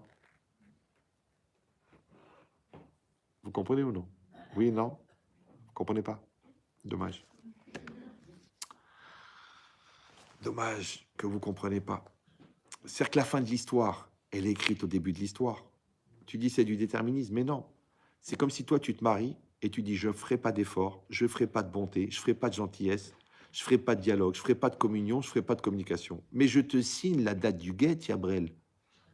Ben, c'est comme si tu achètes une voiture et tu jures sur la tête de ta mère que tu ne mettras jamais d'essence. Ben, il y a 30 litres. Dans 30 litres, elle va tomber en panne. Après, tu dis, ouais, je comprends pas, 182 000 euros, la Bentley, elle tombe en panne. Mais monsieur, il faut mettre de l'essence. Quoi? En plus, il faut dépenser. Donc, si toi, tu n'as pas travaillé 20 ans sur tes enfants, l'histoire, elle est déjà écrite. Vous comprenez ou non? Si toi, tu veux pas arranger la maison, elle n'est pas arrangée. Si toi, tu veux pas faire la compta dans ta société, il n'y a pas de compta. Tu dis, oh, je m'en fous, ça sert à rien, c'est pas obligatoire. Ok, mais maintenant qu'il y a l'expert, il y a le contrôle fiscal. J'ai un copain, un assureur. Il m'a raconté, il dit, rien, faut que je te raconte ça, c'est trop marrant. Un mec, il a acheté une maison, 9 millions d'euros. 9 millions d'euros. Genre 1800 mètres carrés habitables, 14 chambres, 13 salles de bain. Il a appelé, il a dit, écoute, t'es assureur, je veux assurer. Le mec, il lui a dit, écoute, c'est 14 000 euros par an. Il dit, quoi, 14 000 euros? Mais t'es un malade. Il a dit, je peux pas. Comme il veut. Maintenant, la maison, elle a brûlé. Elle a brûlé. Il reste rien. Il l'appelle, il dit, écoute, je t'en prie, on se connaît depuis longtemps. Tu me fais un contrat, tu peux l'antidater. L'autre, il dit, je vais pas aller en prison pour toi. Tu trouvais que c'était cher, 14 000 euros, pour une maison à 14 millions d'euros. Ben maintenant, comme on dit, tu l'as dans le baba. Non mais attends, tu peux pas me faire ça, tu te rends compte, 14 millions d'euros. Mais je t'ai dit 14 000, tu as trouvé ce que c'est cher. Mais en vérité, 14 000, c'était le prix de la sécurité, ça s'appelle l'assurance. Tu veux pas assurer, donc toi, t'es pas rassuré, moi, je t'ai pas assuré, du coup, personne n'assure, du coup, t'es pas remboursé. C'est-à-dire que chaque mot que tu as avec l'enfant, enlève ton doigt de ton nez, fais tes devoirs, demande pardon à ton frère, range ta chambre, eh ben, tu vas y aller à pied, eh ben, il neige, c'est pas grave, tu vas aller dans cette école, eh ben, tu vas te battre avec le directeur, tu vas écrire une lettre de motivation, tu vas faire des exercices de maths en plus, tu vas réviser ta Mishnah, eh ben, tu gardes ta kippa sur la tête et tu fais attention à ta neshama. Tout ça, c'est pour garantir le résultat. Et en plus, c'est pas garanti. Mais si tu n'as rien fait ou tu as fait le contraire, les bêtises, la lourdeur, laisse-le s'amuser, il est jeune, il a 14 ans, vas-y, il veut goûter il veut visiter, il a une copine, grâce à Dieu, il couche. Ouais. Après, ils font n'importe quoi, il faut rien à l'école, c'est pas grave, il sera comme son père, il sera autodidacte. Mais son père est intelligent, mais lui, il a les gènes de sa mère. D'accord? Donc, bon, c'est une image, hein. On sait que la réalité est bien pire. Mais, et après, ils appellent le Rabben Chetrit. Rabben Chetrit, qu'est-ce qu'on fait avec un enfant qui passe sa nuit sur Internet et sa journée au lit? Vous avez une solution? Je dis, bien sûr. À quel étage vous habitez? Qu'est-ce que la Torah propose? Répétez après moi. Idgadal, Veitkadash. C'est que tu crois qu'on se crève à éduquer les enfants pendant plus que 20 ans, alors qu'on pourrait les laisser grandir comme des mauvaises herbes? Mais je t'ai dit que les mauvaises herbes, elles poussent tout seules, Yabrel. Les roses, il faut s'en occuper. Tu veux un couple construit, il faut travailler. Ah, j'ai pas la tête, j'ai pas... Moi, j'ai tout mis dans mon boulot. Ok, alors épouse la secrétaire. C'est comme les gens qui me disent, vous savez, Rabbi Chetrit, tout shalom baï, tout ça. C'est des bêtises. Moi et ma femme, grâce à Dieu, on règle tout sur l'oreiller. Je dis, il fallait épouser l'oreiller. C'est beaucoup moins cher qu'une femme. La femme est chère. On dit, ma très chère femme. Très, très chère. Une fois, il y en a, il m'a dit, pourquoi une femme, ça coûte tellement cher? Je dis, c'est le prix du sourire. Tu veux la gueule, c'est gratuit. Tu veux le sourire, tu payes. Tu payes cher. On te le dit d'ailleurs, tu vas payer très cher. Mais d'un autre côté, je n'écoutez pas vous. Quand la femme, elle dépense, le mari, il gagne. Ça s'appelle le partage des rôles. Toi, tu gagnes, elle dépense. Donc, plus elle dépense, plus tu gagnes. Toi, tu manges, elle grossit. C'est incroyable. Ishto kebitno. Ouais. Donc, la logique, vous avez compris, ça s'appelle la complémentarité. Donc, dans cette logique-là, moi, je vous ai lu le texte et je vous ai traduit dans le contexte. Maintenant, on sort du contexte. Vous êtes capable de faire ça ou non? Et on lit le texte maintenant avec une autre lecture. Une lecture, ce qu'on appelle moussarite. C'est-à-dire qu'on va tirer un enseignement moral. Et là, on ne parle plus des bénis Israël, on ne parle plus de Moshe Rabbeinu. Ouais. On parle de l'homme.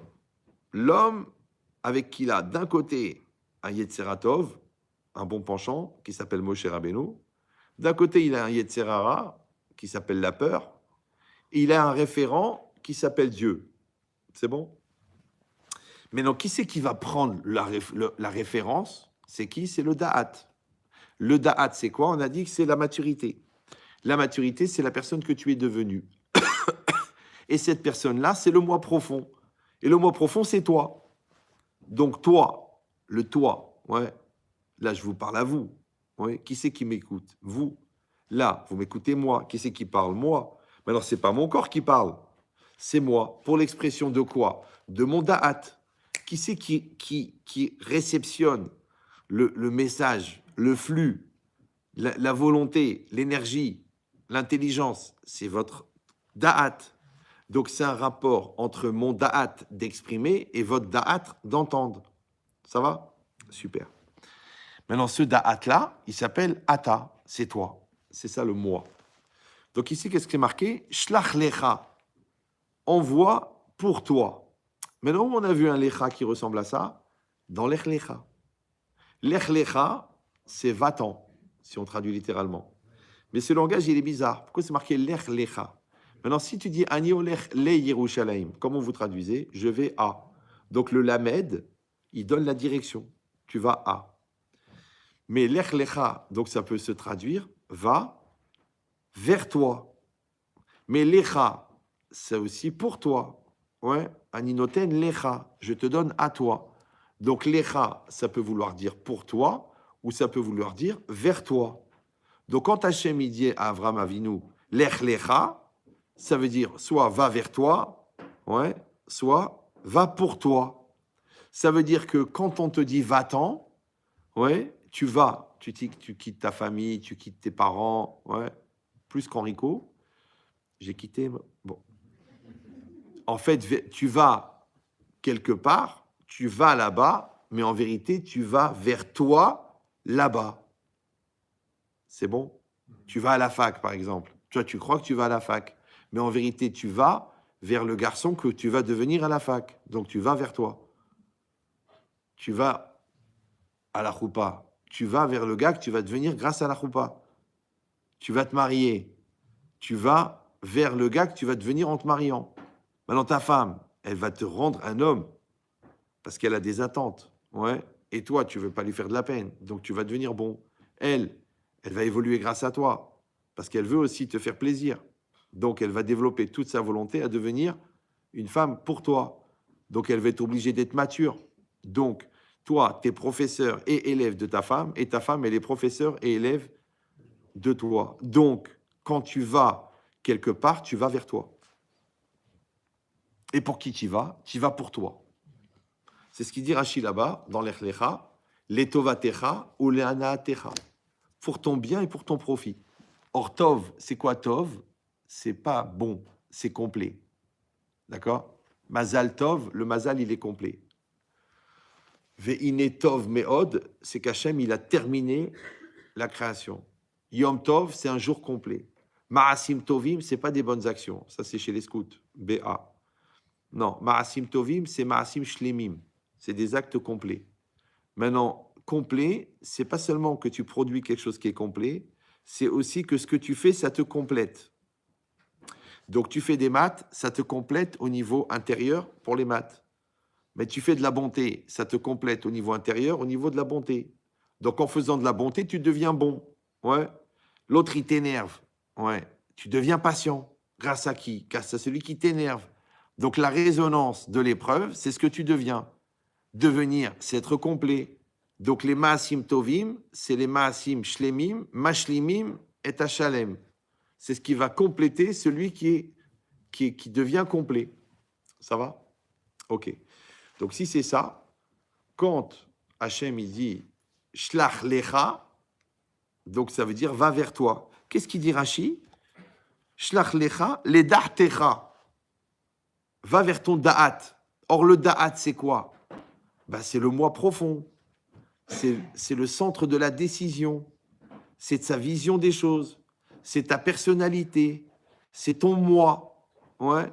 Pourquoi? Parce que ton moi, c'est ce que tu as marqué sur le GPS. Donc, c'est là-bas que tu vas arriver. Pourquoi? Parce que les gens, ils croient qu'on trouve ce qu'on trouve. Alors qu'en fait, on trouve ce qu'on cherche. Donc, au lieu de te dire, oh, je me demande qu'est-ce que je vais trouver. Non, tu dois te poser la question, qu'est-ce que je cherche au fond? Je vois les gens, ils me disent, Rav, je voudrais le Shalom Bayit. Je dis, tu veux? Je dis oui. Je dis, bah, va falloir respecter, admirer, aimer, supporter, soutenir, investir, dialoguer, communiquer, être solidaire, être généreux, et se remettre en cause. Non, non, mais moi, ce que je voulais, c'est que vous l'expliquiez à l'autre, qu'est-ce qu'il faut qu'elle fasse pour que... C'est que si tu veux le shalom, ça veut dire la paix. Il faut que tu sois shalem, tu sois complet. Ça va? Mais comme tu te complètes grâce à l'autre, donc il faut que tu sois béchalom avec l'autre, c'est que tu comprennes comment l'autre te complète. Maintenant, puisque Hachem, il crée des couples, et que j'ai dit que tu épouses tes manques, donc le nerveux, il rencontre la calme. Ça va? Le radin, il rencontre la dépensière. Il devient fou. La gourmande, elle écoute le sobre. Le mec qui mange un yaourt, toi tu deviens folle. Tu te dis, moi je veux 9 pizzas. Ouais. Mais lui, le pire, c'est qu'il mange 9 pizzas, il maigrit. Toi, tu prends un yaourt, tu grossis. Le monde est mal fait. Ça s'appelle l'aléatoire dans les hormones. Ouais. D'ailleurs, on dit les hormones, morbonne, hormone. Ouais, c'est la même chose. Donc, dans cette logique-là, si je suis intelligent, je lui dis, ma femme, elle va me faire grandir. Si je suis bête, je vais dire, mon mari, il m'étouffe. Mais en vérité, pourquoi il t'étouffe? Parce que comme tu veux pas te remettre en cause, donc en fait, c'est ton Yetzara qui s'engueule avec ton mari. Mais vous deux, vous n'êtes jamais rencontrés. Par contre, quand toi, tu te remets en cause par amour, et l'autre, il se remet en cause par amour, alors là, il y a du shalom. Parce que qu'est-ce qui sépare un homme et une femme? Vous savez, non? C'est l'amour-propre. L'amour-propre, il est fait de quoi? De l'orgueil et de l'égoïsme. Alors, qu'est-ce qu'il a dit Ben Chetrit? Pour atteindre un amour commun, il faut éliminer 2 amours-propres. Et toi, tu dis non, moi je suis comme je suis. Moi, jamais je changerai. Ma mère, elle m'a aimé comme j'étais. Je ne vais pas changer. Mon père, il n'a jamais changé. C'est vrai, mais ta mère, elle s'est pendue. C'est vrai. Bah oui, parce qu'un espoir, désespoir. Le désespoir, c'est le cumul des espoirs non réalisés. Donc, si tu veux pas que l'autre, il se désespère, faut arrêter d'espérer dans ce qui génère le désespoir. Par contre, quand tu arrêtes d'espérer dans ton désespoir, tu peux retrouver l'espoir. Maintenant, les gens, ils encouragent, ils entraînent, ils cumulent et ils entretiennent le désespoir et ils ne comprennent pas pourquoi ils n'arrivent pas à retrouver l'espoir. Mais tu ne peux pas cumuler les poubelles dans le salon et te plaindre de la mauvaise odeur. Il faut faire le ménage. Donc cette dynamique-là, ouais, ça s'appelle Shlach Lecha. Envoie vers toi. Ou ça, les Dartecha. Pourquoi encore une fois? Parce que ce que tu vas trouver, c'est ce que tu cherches. Maintenant, si tu cherches les problèmes, tu vas trouver des problèmes. Si tu cherches des solutions, tu vas trouver des solutions. Mais si tu dis, non, mais je ne cherche pas des problèmes, mais je ne cherche pas des solutions. Je détruis pas, mais je construis pas. Je pourris pas, mais j'améliore pas. Mais tu n'as pas compris. Quand tu n'es pas dans une dynamique positive, automatiquement, ça crée du négatif, même si ce n'est pas de ton fait. C'est comme la maison. Tu dis, c'est à toi de ranger, c'est à toi de ranger, c'est à toi de ranger, c'est à toi de ranger. OK, mais la maison, elle n'est pas rangée. Ouais, mais je sais à cause de qui. OK, mais la maison, elle n'est pas rangée. Allez, viens, on s'y met tous les deux. Non, j'ai pas envie. OK. Ah ben alors, c'est encore à moi de le faire. Mais tu ne peux pas vivre dans une maison pourrie. C'est mauvais pour ton moral. Donc, tu prends 5 minutes, tu casses ton orgueil, tu casses ton égoïsme, tu ranges la maison. Après, tu dis, ouais, mais ça revient sur moi. Mais ça, c'est de la polémique, ça. Mais c'est pas à moi de le faire. Mais ça, c'est de l'orgueil. Alors quoi, je suis la bonne? Non, tu n'es pas la bonne, tu es la meilleure. Comme toi. Tu sais que ta femme, elle aime bien le soir, le matin quand elle se lève, elle aime bien quand la cuisine, elle est rangée. Eh ben, range. Ah, mais c'est pas à moi de le faire. Mais t'as pas compris, t'es pas en train de ranger la cuisine. Tu es en train de gagner le sourire de ta femme. Elle se lève le matin, elle te dit qu'il, je l'adore. Mais t'es milliardaire en dollars. Toi, tu dis, c'est pas à moi de le faire. Mon père l'a jamais fait. Je t'ai déjà dit ce qui s'est passé avec ta mère. Donc, tu prends les trucs, tu les mets dans la vaisselle, tu passes un petit coup d'éponge, tu fermes la poubelle. Elle se lève le matin. Oh, quel amour, quel amour. C'est rien. En vérité, c'est rien. C'est rien.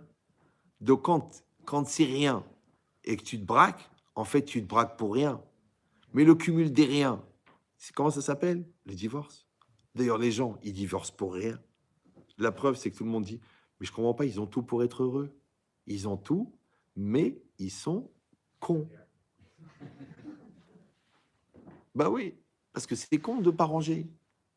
C'est bête de se braquer. C'est idiot de pas dialoguer. C'est comme il m'a dit, vous vous rendez compte, ma femme non, mon mari, 3h30 du matin, il me réveille, il me dit, il faut qu'on parle. Je lui dis, mais moi, je travaille demain. Allez, à demain. Je dis, juste une question, madame. Ça fait combien d'années que vous êtes mariée? 17 ans. En 17 ans, il est déjà venu vous dire, il faut qu'on parle? Non. Ça fait 17 ans que vous attendez ça. Ouais. Maintenant, lui, il a fait ça à 3h du matin.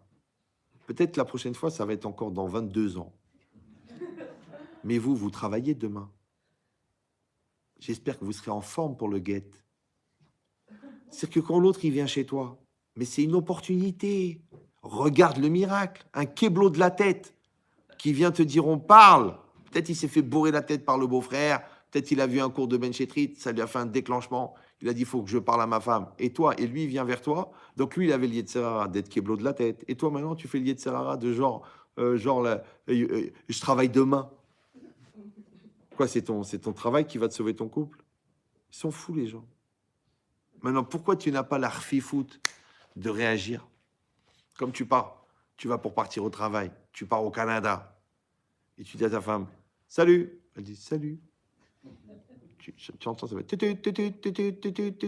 Hein? Tu sens qu'il y a un relent de Ramma. Tu te retournes, tu dis, Freha, ça va? Ça va.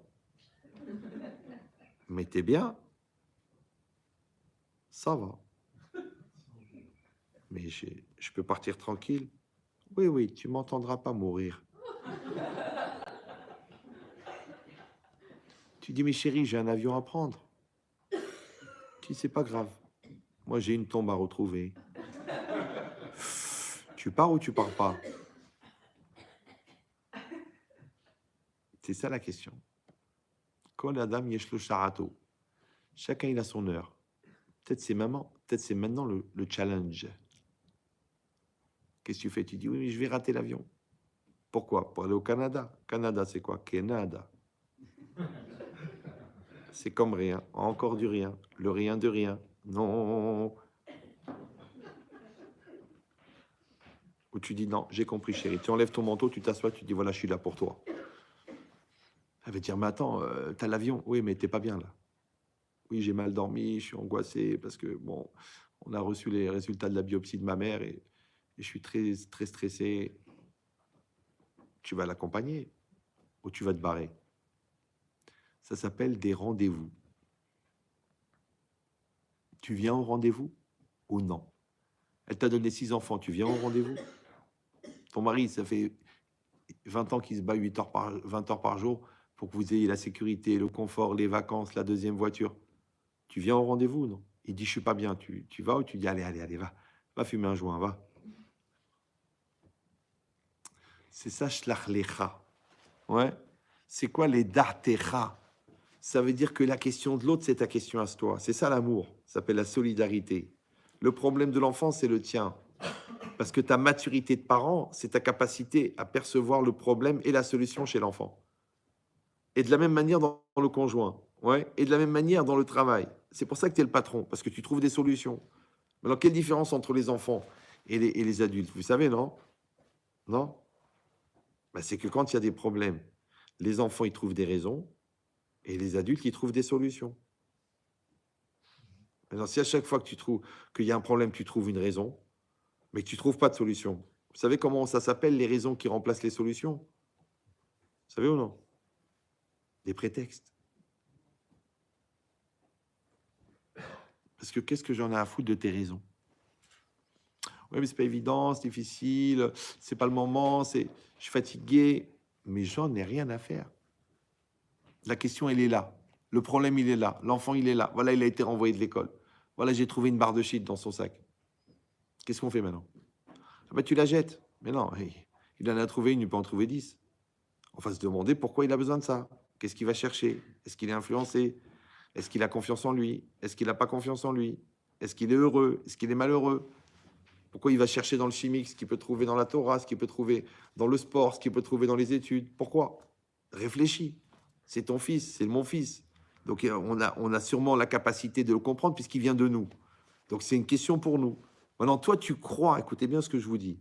Tu crois que l'enfant, il va s'en sortir parce que tu vas trouver une solution? Non, l'enfant, il va s'en sortir parce que tu as le souci de trouver la solution. Et lui, tu crois qu'il va s'en sortir parce qu'il a trouvé une solution? Non, c'est parce qu'il a évolué, il est devenu mature. Et quand il est devenu mature, le problème, il a disparu. Donc les deux problèmes, parents et enfants, c'est un problème de maturité. Maintenant, pour aller chercher la solution, ouais, il faut que tu ailles chercher chez toi. Toi, tu crois qu'elle est à l'extérieur. Tu crois que c'est de faire la LIA, tu crois que c'est de changer de maison, tu crois que c'est de donner de l'argent, tu crois que... Non, la solution, elle n'est jamais extérieure.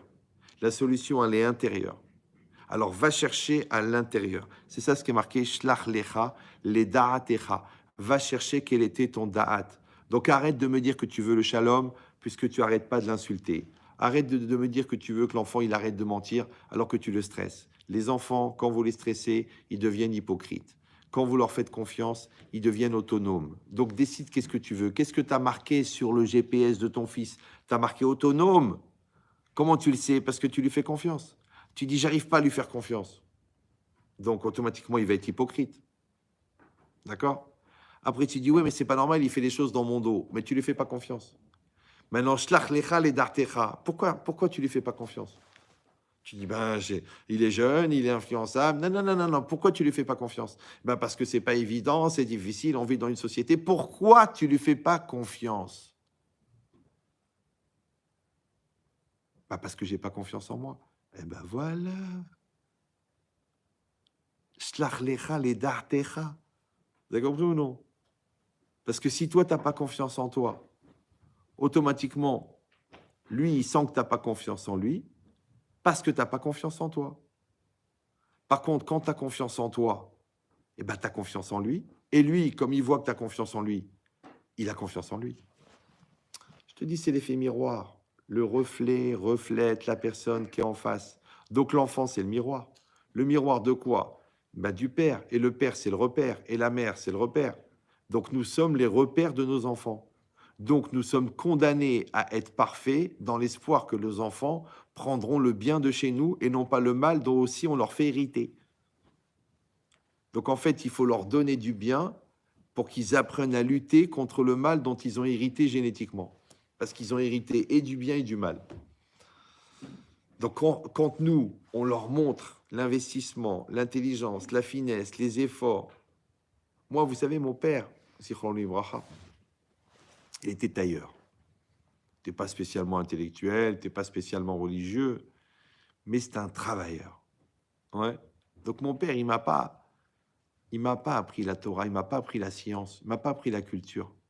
Il m'a appris les efforts.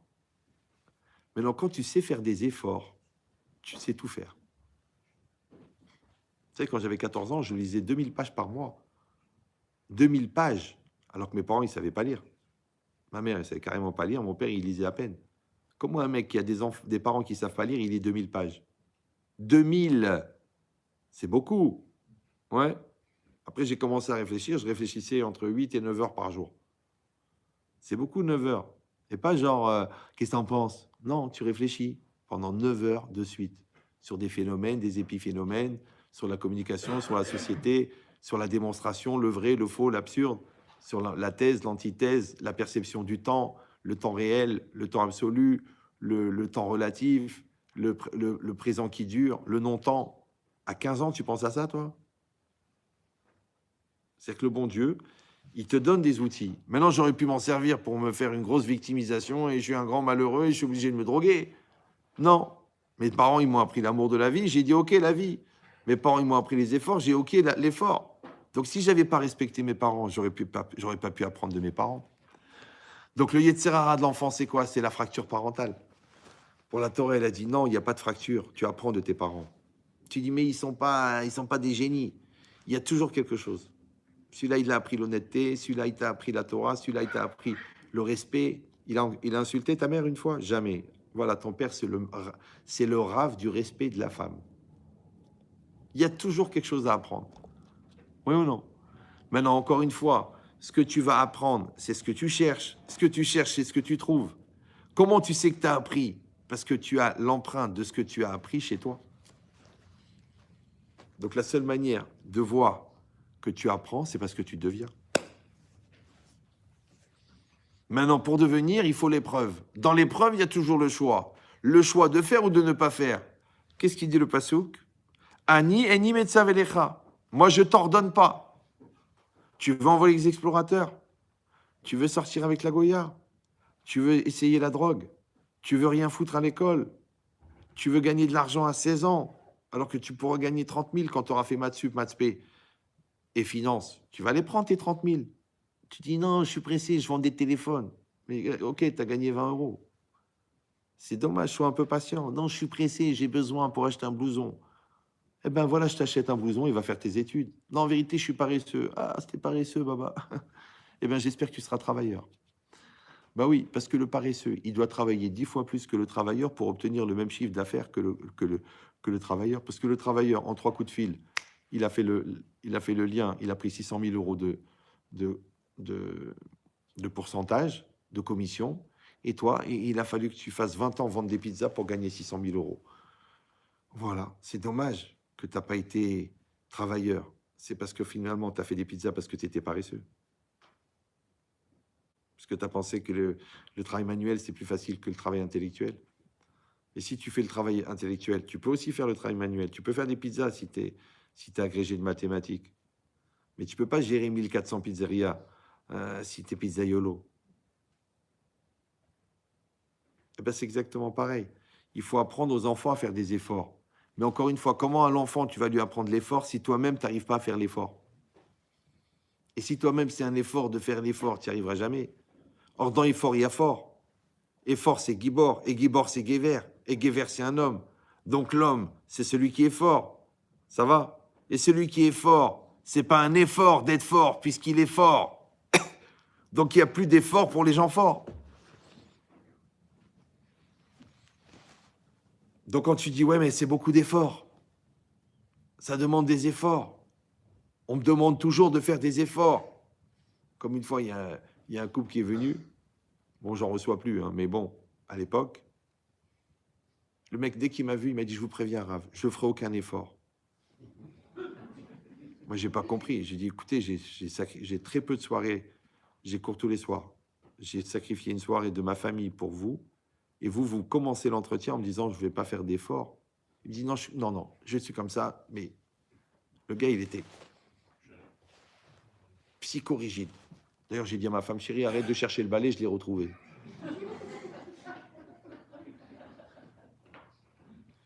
Je dis, écoutez, vous voulez vraiment pas faire d'efforts? Il m'a dit, je ferai aucun effort. J'ai fait beaucoup d'efforts jusqu'à maintenant. Vous savez, les efforts, on est obligé de les faire jusqu'à sa mort. Donc vous pensez que vous allez mourir dans 5 minutes. Adam le Amal Yulad, l'homme il est fait pour faire des efforts. Donc on va faire toute la vie des efforts. Il m'a dit, je ferai plus d'efforts. Je dis, faites un dernier pour moi. Il m'a dit, ok Rav, pour vous je fais un effort. Lequel? Je dis, crève. Meurs. Tu débarrasses ta femme, tu débarrasses tes enfants, tu débarrasses les rabbinim, tu débarrasses les psychologues. Tu te rends compte la tova que tu vas faire? Sur ta tombe, on va marquer si j'ai un mec qui a compris qu'en mourant, il rendait service. Il m'a dit, mais j'ai pas envie de mourir. Je dis, qu'est-ce que tu vas faire? Il me dit, je vais faire des efforts. Et ben voilà. Ouf, ils sont fatigants de gaminerie. Donc, ce qui est marqué ici, ouais, Hachem, il a dit, moi, je veux pas envoyer les explorateurs. Vous voulez les envoyer. Mais le problème, c'est que quand on voit les explorateurs avec un mauvais esprit, ouais, quand tu envoies les explorateurs avec la peur, quand tu vas à l'examen en étant convaincu que tu vas rater parce que tu n'as rien foutu pendant toute l'année, quand tu vas en chidour en disant sûrement que je ne vais pas trouver quelqu'un de bien, quand tu vas en clientèle en disant de toute façon le produit il est pourri, ouais, déjà la fin de l'histoire elle est écrite, Baba.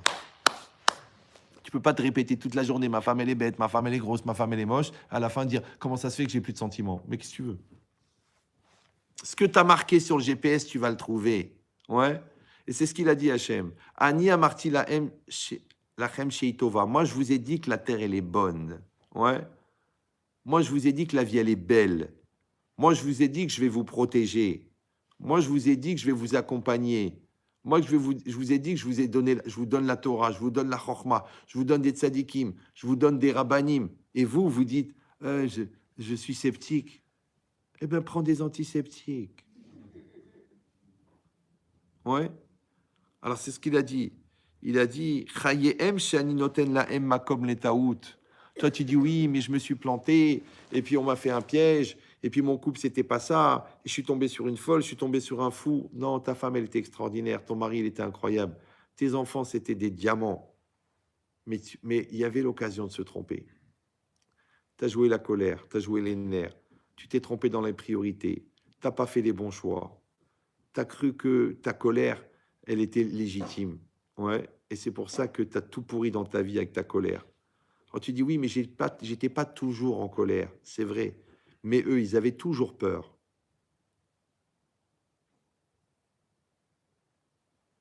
Donc, dans la vie, il y aura toujours l'occasion de se tromper.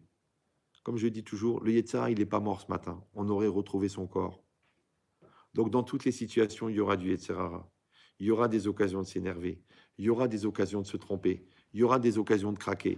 Il y aura des occasions d'être des pauvres types. Ou il y aura des occasions d'être des tzadikim. Il y aura des occasions d'être des bons conjoints. Il y aura des occasions d'être des parents. Il y aura toujours les occasions de faire le bien ou de faire le mal. Toujours. Ouais. La preuve, c'est que 40 ans plus tard, Yehoshua, quand il devait rentrer en Eretz Israël, il a envoyé des explorateurs. Tu dis, mais t'es un malade. Il y a 40 ans, Moshe, il a envoyé des explorateurs. À cause de ça, toute la génération, elle est morte. Et on est resté 40 ans dans le désert. Et toi, tu recommences. Et qu'est-ce qu'ils disent les commentaires? Pas du tout. C'est normal. Quand on va conquérir un pays, c'est normal d'envoyer des explorateurs. Alors, je ne comprends pas. La différence, elle est simple. Les béné Israël, à la sortie d'Égypte, ils n'avaient pas le bitachon. Ils n'avaient pas confiance. Ouais. Donc, comme ils ont eu peur, ils ont envoyé les explorateurs. Les explorateurs, ils sont partis dans un esprit de peur. Donc, ils ont ramené. C'est comme des gens qui sont en dépression, ils m'appellent, ils me disent, Rav, je vais divorcer. Je dis, vous ne pouvez pas divorcer, vous êtes en dépression. D'abord, on va faire un travail de reconstruction, et quand vous serez bien, on décidera si vous voulez divorcer ou non. Donc, je leur donne un programme de reconstruction. La personne, elle fait 3 mois à fond, la joie, le respect de soi, la sérénité, le bien-être, la vie. Et au bout de 3 mois, elle va mieux. Elle me rappelle, Ramet Chetrit, voilà, grâce à Dieu, Baruch Hashem, ça va, j'ai repris le travail, j'ai perdu 10 kilos, je suis heureux, j'adore ma vie, j'adore. Je dis, qu'est-ce qu'on fait pour le divorce? Elle me dit, quel divorce? C'est ce que je vous ai dit au début du cours. Tout ce que tu vis, c'est le fruit du terrain. Maintenant, tu soignes le terrain, tu soignes la personne ou tu soignes la situation. Donc, vous avez compris maintenant que je ne vous ai pas raconté l'histoire que les Béné Israël étaient devant le choix de rentrer ou non. Non, je vous ai raconté l'histoire de notre vie. L'histoire de notre vie, c'est que toute la vie, on aura des choix à faire. Et que les choix qu'on fera, ils dépendront du contexte. Et que le lendemain, il est produit par la veille. Parce que souvent, le lendemain, il tombe le lendemain de la veille. Donc, au lieu de te plaindre de ce qu'il y a dans ton couple, tu devrais te dire qu'est-ce que je vais faire aujourd'hui pour que le demain soit meilleur. Donc, si tu constates qu'il n'y a pas de communication, mets de la communication. Ne dis pas ouais, comment ça se fait qu'il n'y a pas de communication, c'est de ta faute. Si tu vois qu'il n'y a pas de solidarité, mets de la solidarité. Allez, viens, on va faire des choses ensemble. Viens, on va prendre des projets. Viens, on va changer les meubles. Viens, on va aller à un cours de Torah. Viens, on va étudier ensemble. Viens, on va discuter sur l'éducation. Viens, on va faire une formation ensemble. On crée de la solidarité s'il n'y a pas de solidarité. On crée de la bonté s'il n'y a pas de bonté. On crée de la patience s'il n'y a pas de patience. Eh bien, c'est le travail que tu fais aujourd'hui qui garantit le résultat du lendemain. Donc, en vérité, de chaque situation, elle va être le fruit du terrain de la veille. Donc, si tu vois que tu es faible, si tu vois que ton couple n'est pas construit, si tu vois que l'enfant n'est pas éduqué, c'est pas la peine de t'asseoir et de pleurer ou de chercher qui accuser, parce que ça ne va pas arranger la situation. Si c'est une chose qui te concerne tout seul, tu réfléchis chez toi, quelle est la cause et comment tu peux améliorer.